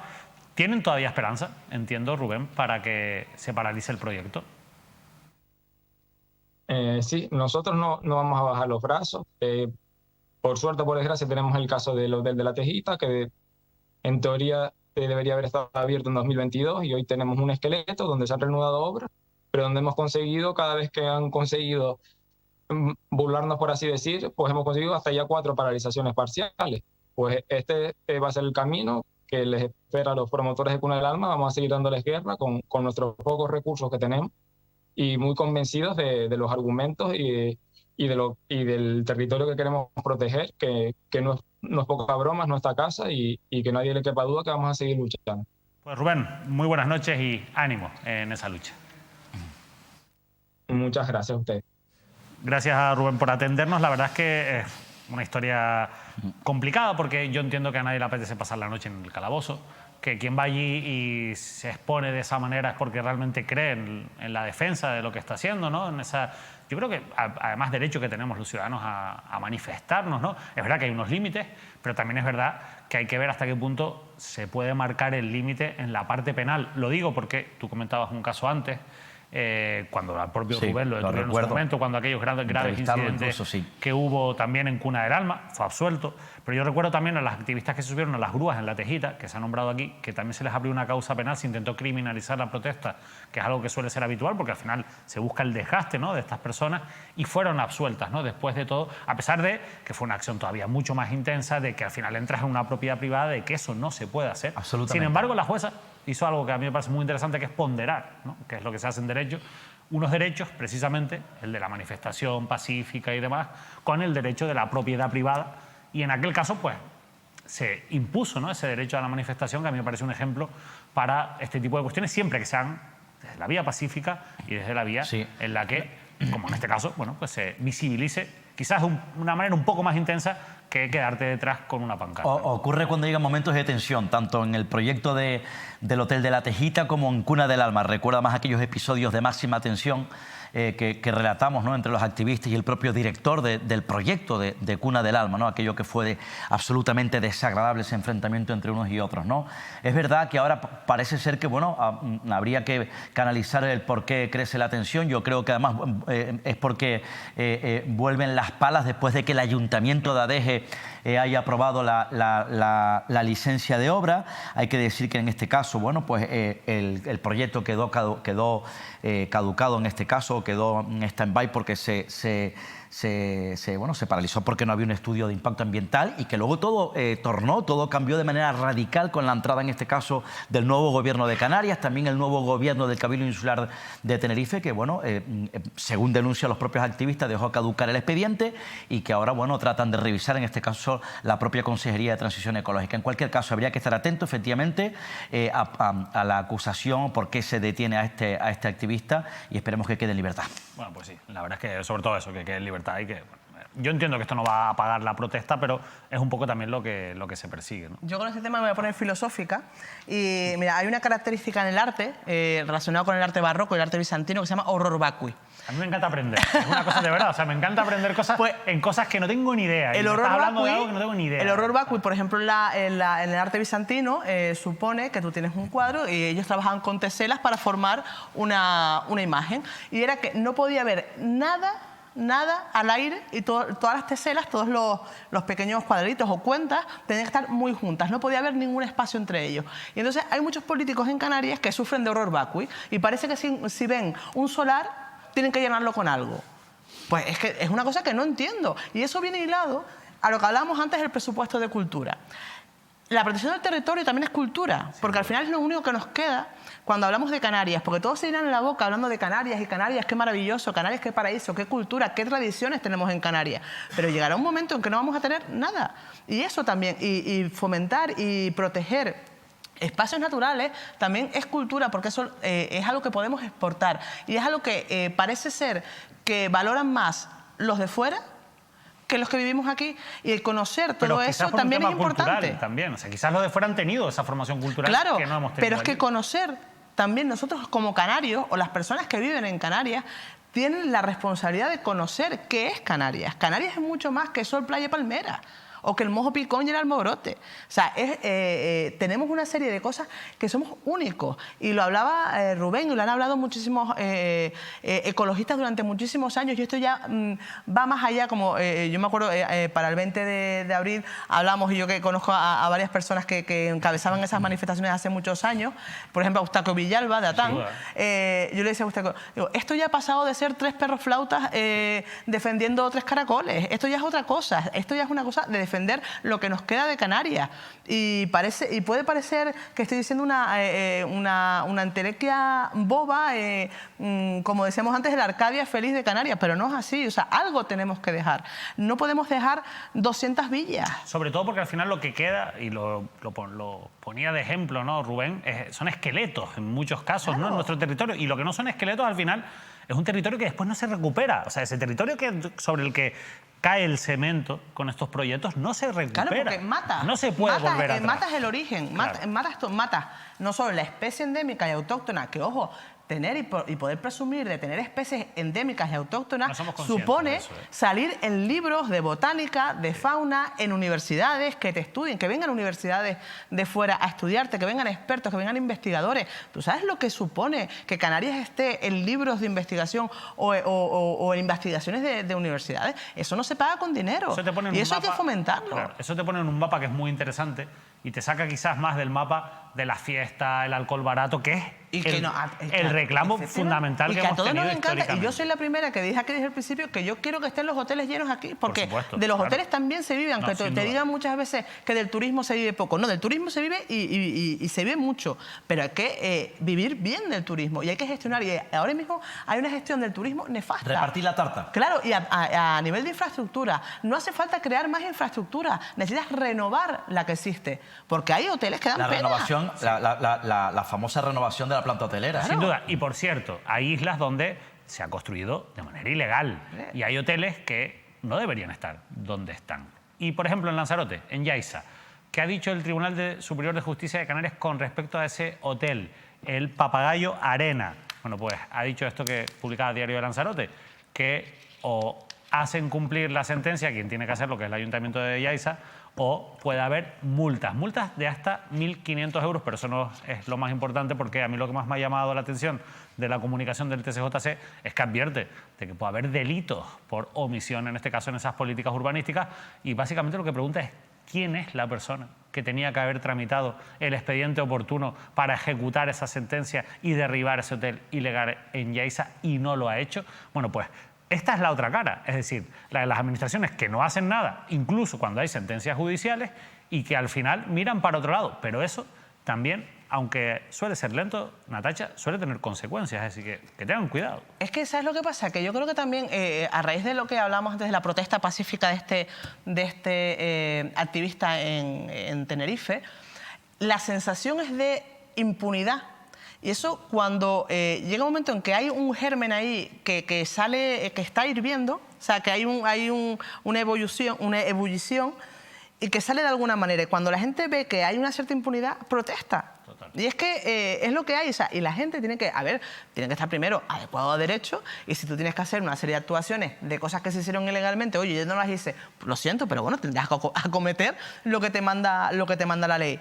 Y si la gente no ve que hay respuesta a esas cosas, dice, pero bueno, ¿esto qué es? ¿El chocolate del loro? Pero sobre todo que hay impunidad cuando ya hay una sentencia judicial, porque siempre te dicen, no, es que hasta que haya una sentencia, pero es que ya incluso claro, con la impunidad ante sentencias de este calibre, y luego lo que provoca la batalla bochornosa entre los que gobernaban, que actuaban de manera contundente. Antes, en este caso, María Dolores Corujo, que fue presidenta del Cabildo de Lanzarote, tiene una guerra abierta ahora con los que gobiernan, Coalición Canaria del Partido Popular, señalando lo que habían mirado para otro lado, ¿no? Y que había habían respaldado esta decisión, habían dado de nuevo la licencia, ¿no? Y este problema grave está formando una batalla política cuando no tiene que haber batalla política, cuando la administración, los que hayan gobernado, los que están gobernando ahora, tienen que siempre mirar por el mismo camino y en este caso amparar la legalidad. Pero claro, estamos hablando también, es verdad, de un complejo muy potente turísticamente, una empresa muy fuerte que está en Lanzarote. Sí, bueno, y de Lanzarote vamos a volver a Tenerife porque hoy es martes y han vuelto a haber protestas de los trabajadores del Servicio Sanitario de Urgencias del Hospital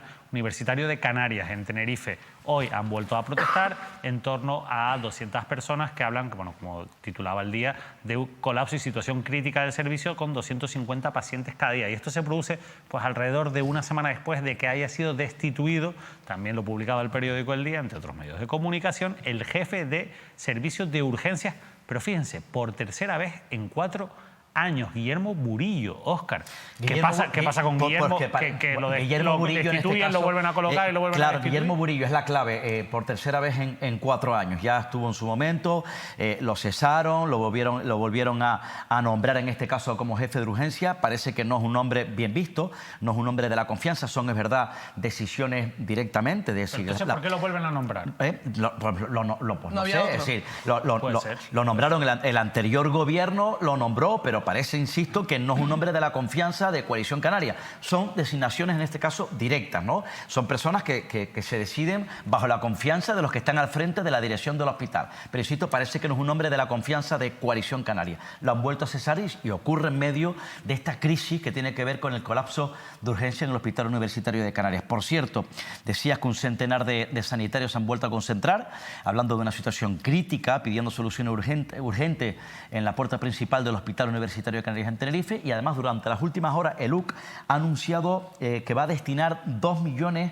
a la reforma de urgencia. Apuntan a obras que incluyen la creación de una unidad de corta estancia, cambios en los circuitos de entrada y salida y la puesta en marcha de medidas para agilizar los ingresos en planta. Se crea, según anuncia el propio hospital, una sala para vigilar a los 22 pacientes que hayan sido atendidos, a los pacientes que ya hayan sido atendidos. Insisto, todavía el problema, repito, sigue sacudiendo a los servicios de urgencia del Hospital Universitario de Canarias. Por cierto, hoy Johnny Caraballo,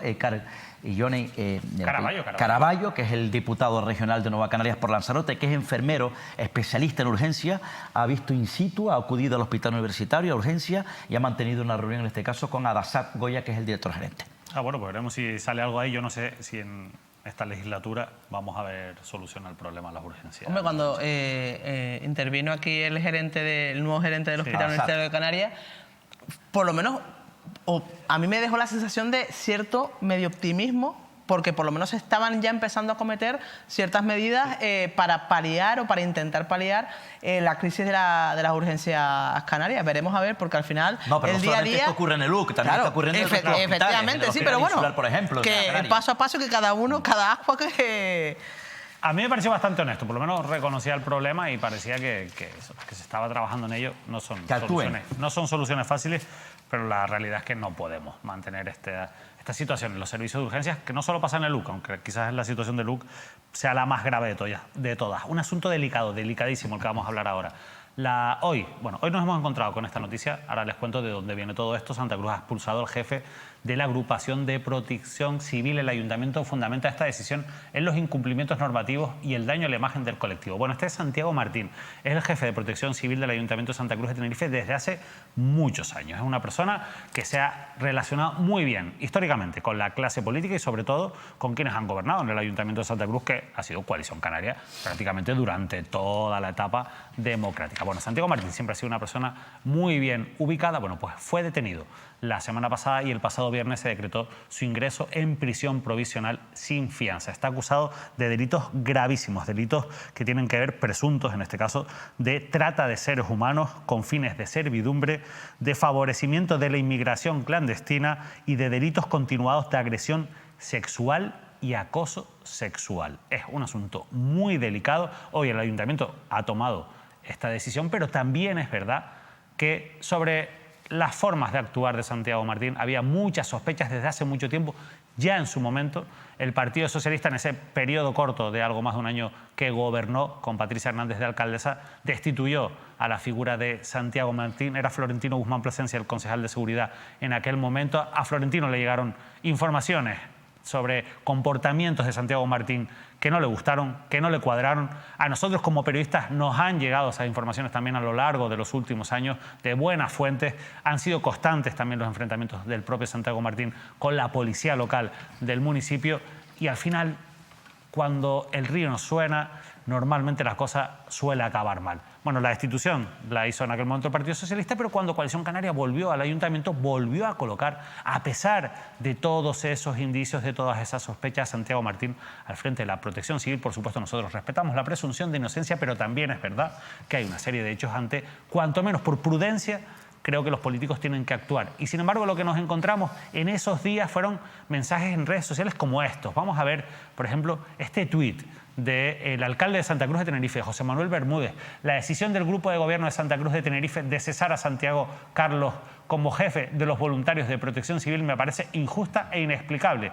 Santi ha sido un ejemplo de servicio voluntario, dispuesto a todas horas y comprometido con Santa Cruz de Tenerife. También Santiago Martín no escondía sus buenas relaciones con la clase política. Vamos a ver esta publicación que hacía el propio Santiago Martín en este caso, bueno, hablando de Evelyn Alonso, la ex concejala de seguridad del Ayuntamiento de Santa Cruz de Tenerife, siempre cercana y sonriente, una sonrisa es la luz en tu ventana, que le dice a otros que hay una persona generosa y que se preocupa en su interior. Ella es Evelyn Alonso Hernández, a seguir siendo así ahora y siempre. Esa cercanía con la clase política. Bueno, yo quiero plantearles este asunto, Óscar, asunto delicado. Yo creo que tiene dos vertientes. Una es la investigación judicial, respeto a la justicia, veremos qué pasa con eso, pero después está la otra, la de ese rum que venimos escuchando desde hace años. La figura que conocíamos además y contamos, fue detenido estos días por la Brigada Provincial, en este caso por la Brigada de Extranjería del Cuerpo Nacional de la Policía de Santa Cruz de Tenerife, tuvo varios días en los calabozos, luego, bueno, el pasado viernes fue llamado a declarar, declaró en el juzgado de instrucción, un juzgado de instrucción ordinario en Santa Cruz de Tenerife, porque allí se produjo la detención, luego se inhibió en este caso la jueza y ahora lo instruye, la causa está en un juzgado de la ciudad de Aguere. Bueno, pues se ordenó su ingreso en prisión provisional comunicada sin fianza por esos presuntos delitos de los que hablaba. Luego Ojo, fue una noticia. Mandar a alguien a prisión provisional, quitarle a alguien la libertad, solo se hace cuando hay riesgo de fuga, cuando hay riesgo para la causa, y cuando hay unos indicios muy potentes. De hecho, a mí me llamó poderosamente la atención el hecho de que cuando se produce la detención se decreta de manera contundente el secreto de sumario. Ahí, desde luego, cuando empiezan a saltarse las alarmas de que se trataba, en principio, de supuestos delitos o presuntos delitos cuanto menos graves. Habría que, insisto, esperar. Repito, está bajo secreto de sumario. La figura de este señor, muchos años al frente, quiero dejar claro que es al frente del grupo de voluntarios, jefe del grupo de voluntarios. Luego, al frente de Protección Civil hay un técnico, un máximo responsable. Es importante aclarar eso. Desde luego, es el jefe del grupo de voluntarios. Un hombre que además tuvo varios problemas polémicos. La decisión, en este caso, como comentabas, de Florentino Guzmán, cuando llega al poder el Partido Socialista y desbanca a Coalición Canaria del Partido Popular, algunos asuntos turbios, polémicos en torno a la figura. Recuerdo que Florentino Guzmán Plasencia, era concejal de seguridad, encargó, insisto, un estudio externo, un informe externo, y en base a ese informe tomó la decisión de apartar al propio protagonista de esta noticia. Luego, con un debate abierto, esa decisión provocó un debate en el Pleno, en sesión plenaria, en este caso Coalición Canaria y Partido Popular. En aquella época recuerdo además también que estaba de concejal de seguridad la propia Saida González, en un pacto Coalición Canaria, Partido Popular, defendían la figura del propio protagonista de esta dura y complicada, ardua historia, ¿no? Que no entendían esa decisión de propio Florentino Guzmán como concejal de seguridad. Decías que, bueno, lo apartaba el grupo de gobierno, en este caso Gladys de León, estos días. Hoy anunciaba que lo ha destituido.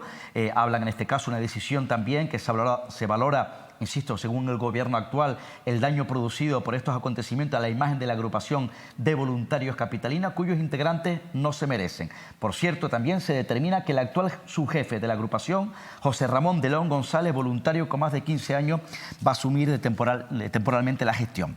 Hay un comunicado que a mí me llamó la atención, bueno, no sorprendió, pero me llamó la atención con la rapidez, ¿no?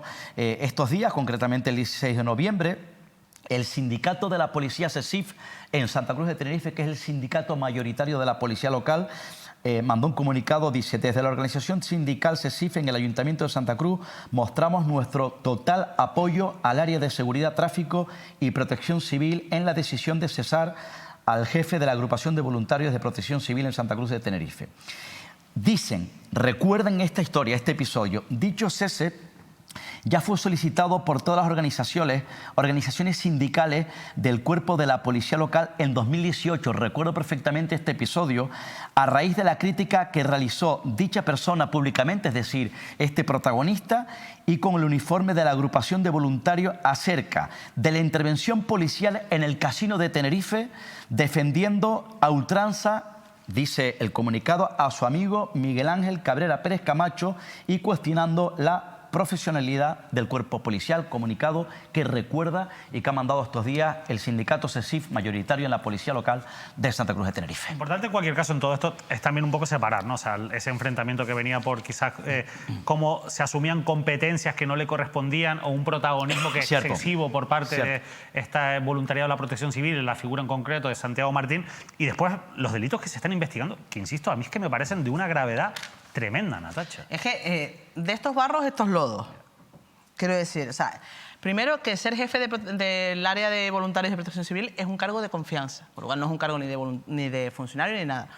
Llegan una serie de rumores o de testimonios a Tino Guzmán en ese momento y a la alcaldesa Patricia Hernández en ese momento, que hacen que se cese a este señor, porque los rumores eran cuanto menos complicados y preocupantes. Sí. Se encarga ese informe psicosocial. En ese informe psicosocial se recogen 4 testimonios complicados y preocupantes. Ese informe psicosocial se lleva al juzgado de guardia y se inician las actividades pertinentes. ¿Qué pasa? Que 3 de esos testimonios no se ratifican, solo uno, y es uno contra otro, con lo cual pues no se sabe. Pero claro, si hay un testimonio en vigor, pues a lo mejor hay que tenerlo en claro. Eso hace que se sobresea provisionalmente el caso. El problema es, ¿por qué primero? Porque él vuelve como voluntario raso y después lo vuelven a nombrar responsable de la facción de voluntarios de protección civil. Y eso es lo grave, que una persona que ha tenido esa serie de rumores a su espalda lo vuelvan a poner en el mismo sitio de donde salen esos rumores. Y son cosas muy graves. O sea, estamos hablando de menores. Sí, y estamos hablando de delitos de índole sexual. Y hay un dicho que a lo mejor ahora en el siglo XXI no es políticamente correcto, pero que dice que la mujer del César no solo tiene que serlo, sino parecerlo. Y cuando hablamos de política, y sobre todo también de política de proximidad, esas personas tienen que ser cuanto menos a priori intachables. Y ese es el problema. Sobre todo por la imagen que representan. Efectivamente. Y después hay una cosa que es muy importante, y es que estamos hablando de un colectivo vulnerable. Estamos hablando de delitos contra las personas migrantes. Estamos hablando de delitos, insisto, contra un colectivo muy vulnerable. Y además es que hay imágenes. O sea, todos nos han llegado estos días imágenes. Todos en algún momento hemos visto cómo... Bueno, yo tengo unas cuantas aquí que flipo. Y que ese informe de conocimiento público por lo menos tiene que hacer cuestionarse. Sí, tú estás hablando del informe de 2018. Claro, pero es que después de ahí, efectivamente, con toda la crisis migratoria que está habiendo, que este hombre presuntamente haya podido aprovecharse de la situación de vulnerabilidad de personas migrantes, a mí me parece muy grave. Esto me pone un poco en la línea de otra investigación que se está llevando, que es la de Rafael Hernández, la del presidente de la COA, que presuntamente también pues, explotaba laboralmente a personas migrantes. O sea, es aprovechar la vulnerabilidad de estas personas para otros fines que pueden llegar a ser delictivos, como es este caso. A mí me parece gravísimo, gravísimo. Al ayuntamiento ya no le quedaba otra que reaccionar, pero que se miren un poco hacia adentro de cómo han actuado en estos años, y de que quizás si esta persona, cuando se actuó, si hubiera seguido actuando de esa manera disciplinariamente, no hubiera podido hacer esos hechos, porque esos hechos los hace desde una posición de poder que le da precisamente esa jefatura de ese voluntariado de la protección civil. Y al final es como una red que se va tejiendo de manera, no sé hasta qué punto, consciente o no, pero que al final provoca, pues como tú lo decías, ¿no? que ahora tengamos esta situación por culpa de esos hechos del pasado y de la permisividad, ¿no? Y además, como dice Óscar, está bajo secreto de sumario. Sí. Bajo secreto de sumario Claro. tampoco se ponen todas las investigaciones y habrá que esperar a ver qué es lo que realmente se está investigando, desde cuándo se está investigando y por qué se está investigando. Insisto, que esta persona está en prisión, ¿eh? Y que meter a alguien en prisión, aunque sea de manera provisional, o incluso, peor todavía, de Sin manera fianza. provisional. Sin fianza. Sin fianza, efectivamente. Pero de manera provisional, sin sentencia, o sea, tiene que estar muy, muy bien argumentado y tiene que tener detrás muchas cosas que nosotros ahora mismo no conocemos, pero que estaremos pendientes, por supuesto, para contarlas, Óscar. Vamos a ir cerrando el programa. Cerrado ha quedado el acceso al Teide, por lo menos en horas de tarde y de noche, ante la avalancha de personas que en los últimos días han subido cada vez más visitas, pero después cada vez más gente que se salta las normas y que ha tenido que ser rescatada, en este caso, por los servicios públicos con el coste que eso supone, y más allá de que después tengan que pagar una multa o no, la realidad es que hay un problema para la seguridad y el daño que se causa, y lo están viendo, 130 personas rescatadas en solo 3 días. 130 personas rescatadas, todas las que habrán subido y habrán infringido las normas y no han tenido que ser rescatadas porque no se han acabado perdiendo, no han necesitado de esos servicios. Pero bueno, Blanca Pérez, la consejera de Medio Ambiente del Cabildo, bueno, contaba un poco qué es lo que se han encontrado la Corporación Insular y cómo ha actuado esa medida de cierre de los accesos al Parque Nacional del Teide. Nos hemos encontrado este fin de semana con una situación absolutamente inédita en la que hemos tenido que estar rescatando personas en el Pico de Teide, pues 70 el sábado, 25 ayer, 20 y tantas hoy, 28 ayer, 25 hoy. Son, como pueden ver, situaciones absolutamente anómalas y que no habían ocurrido. Probablemente no habían ocurrido porque el año pasado tuvimos un año bueno, en la que no hubo heladas, en las que no hubo tal. Pero sí es verdad que del estudio, al igual que toda la actividad en el parque, ha crecido muchísimo. Y lo detectamos sobre todo haciendo un análisis, como hemos estado haciendo este fin de semana, de las contrataciones que tenía teleféricos de solo bajada.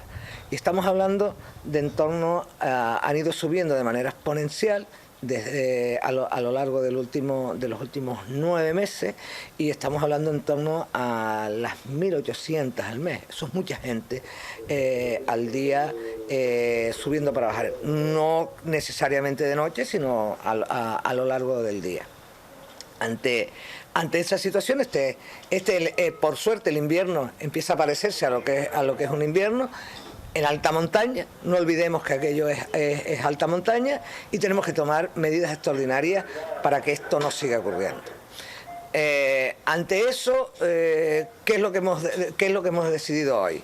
Pues hasta que articulemos cómo vamos a hacer una nueva regulación de la subida al Teide, vamos a suspender las subidas a pie desde las 4 de la tarde hasta las 9 de la mañana.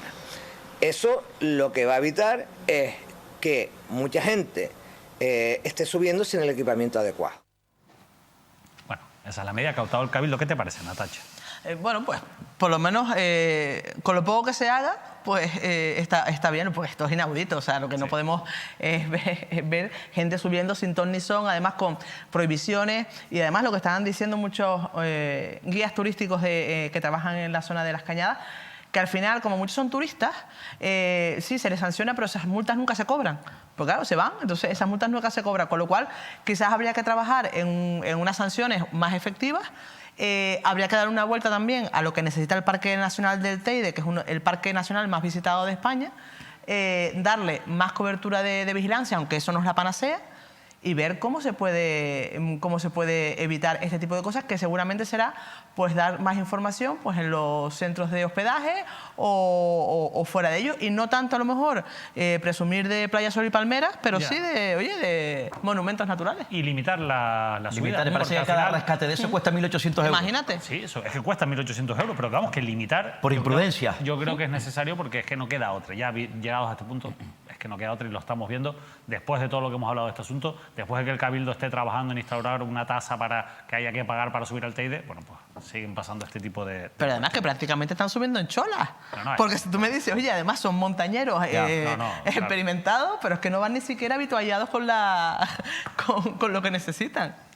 Bueno, los que yo no sé si van habituallados con lo que necesita, seguro que sí, porque ahí en ese tipo de congresos suele haber unos catering. Pues, hombre, pues la guerra que hubo. Es el Congreso del Partido Socialista, el Congreso Federal. Congreso Federal del Este fin de Partido semana, Socialista. que ya lo has nombrado varias veces, has aquí sacado a las peleas internas que ha habido en La Gomera y pues en ya La se Palma. acerca la cita. Y en La Palma, ¿y ahora qué nos tienes que contar? Se acerca la cita. Bueno, pues ya esa cita famosa donde... Ya está todo el pescado vendido. Hubo muchos codazos para ir a Sevilla. Se celebra, como decías, David, el pescado de momento no está vendido, es la primera parte de la contienda. Se celebra en Sevilla el Congreso Federal del Partido Socialista. Canarias, como ya he venido contando, acude a Sevilla con sus distintos delegados que eligieron las organizaciones del Partido Socialista en todas las islas. Los delegados del PSOE en Canarias acuden a Sevilla, liderados por su secretario general, en este caso el ministro Ángel Víctor Torres.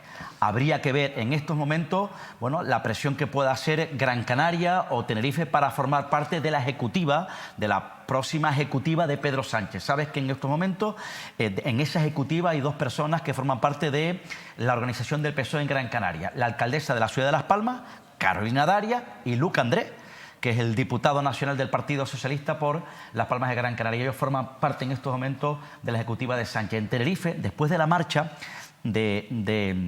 fuera de la órbita nacional de Héctor Gómez, que está en este caso en la ONU y que ya no está en la ejecutiva del Partido Socialista en Madrid, de Sánchez, después de Héctor Gómez, no hay ningún representante de Tenerife en la ejecutiva de Pedro Sánchez. Planteo, habría que estar atento como clave política la presión que pudiese hacer en ese congreso el PSOE tinerfeño para formar parte algunos de sus hombres o mujeres del PSOE tinerfeño en esa próxima nueva ejecutiva de Pedro Sánchez. Puede haber nombres, pues si me vienen a la cabeza algunos nombres posibles, no quiere decir que sean, pero posibles nombres que a mí se me vienen a la cabeza. Manuel Martínez, por ejemplo, lo digo porque Manuel Martínez es el secretario de organización del PSOE en Tenerife, es un hombre cercano a Santos Cerdán, que es el secretario de organización de la ejecutiva de la federal del Partido Socialista. Por ejemplo, otra que se me viene a la cabeza como posible, Nira Fierro, que es una mujer de la máxima confianza de Ángel Víctor Torres, porque es su número 2, porque es secretaria de organización del Partido Socialista en Canarias. Digo como posible, y también se me viene a la cabeza como posible,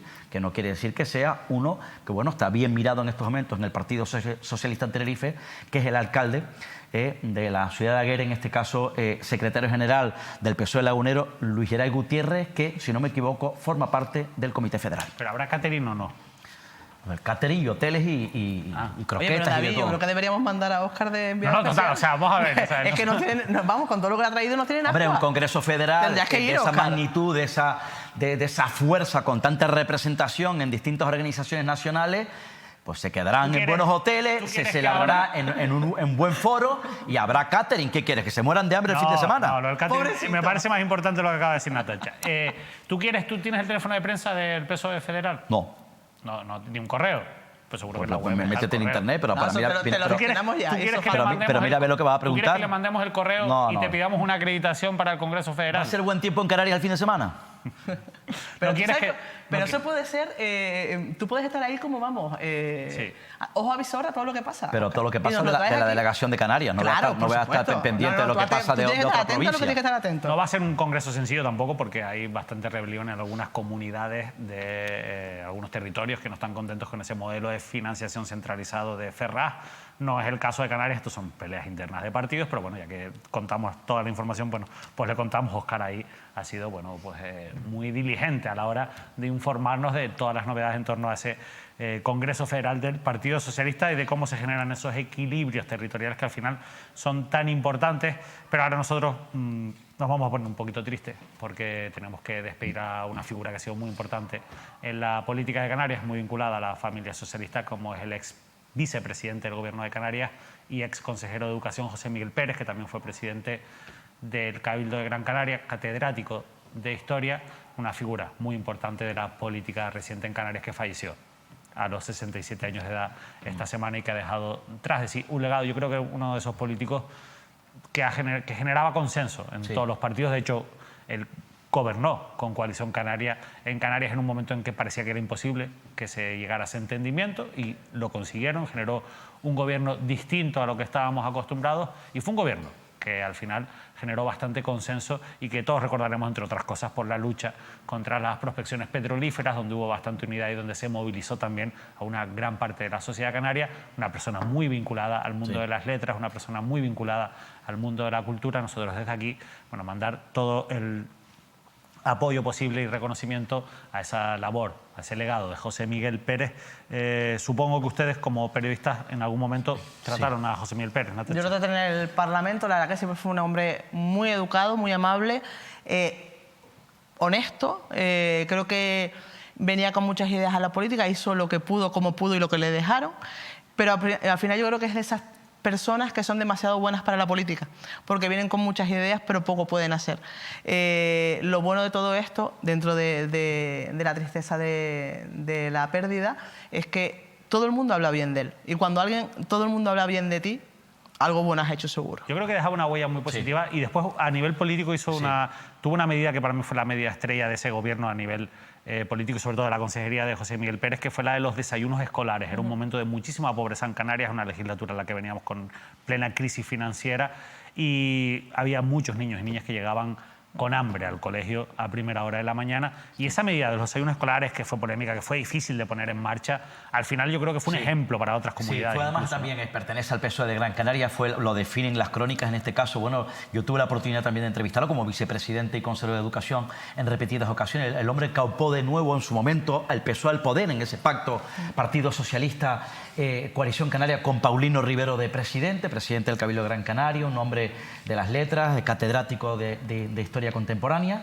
y que además también yo recuerdo cuando se presentó a secretario general del Partido Socialista, tenía de adversario en esa guerra interna del PSOE a Manuel Marcos Pérez, un hombre Palmero, ex secretario general del Partido Socialista en La Palma. Al final logró esa lucha interna del propio Manuel Marcos, y de hecho la relación entre el propio José Miguel Pérez y la relación siempre entre José Miguel Pérez y Manuel Marcos Pérez fue excelente. Era un hombre de consenso, un hombre bien mirado en la amplia familia del Partido Socialista en Canarias, que desde luego ha sido un masazo para los socialistas, para todas las instituciones, incluso para el resto de formaciones políticas. Aprovecho para lanzar un mensaje de mucho ánimo a toda la familia socialista de Canarias, a su familia especialmente y a todos sus amigos más cercanos. Bueno, con el recuerdo de José Miguel Pérez y con estas bonitas palabras que ustedes han dejado en esta mesa y que yo creo que coinciden un poco con el sentir general de todos los que de alguna manera trataron la figura de José Miguel Pérez, nosotros nos despedimos.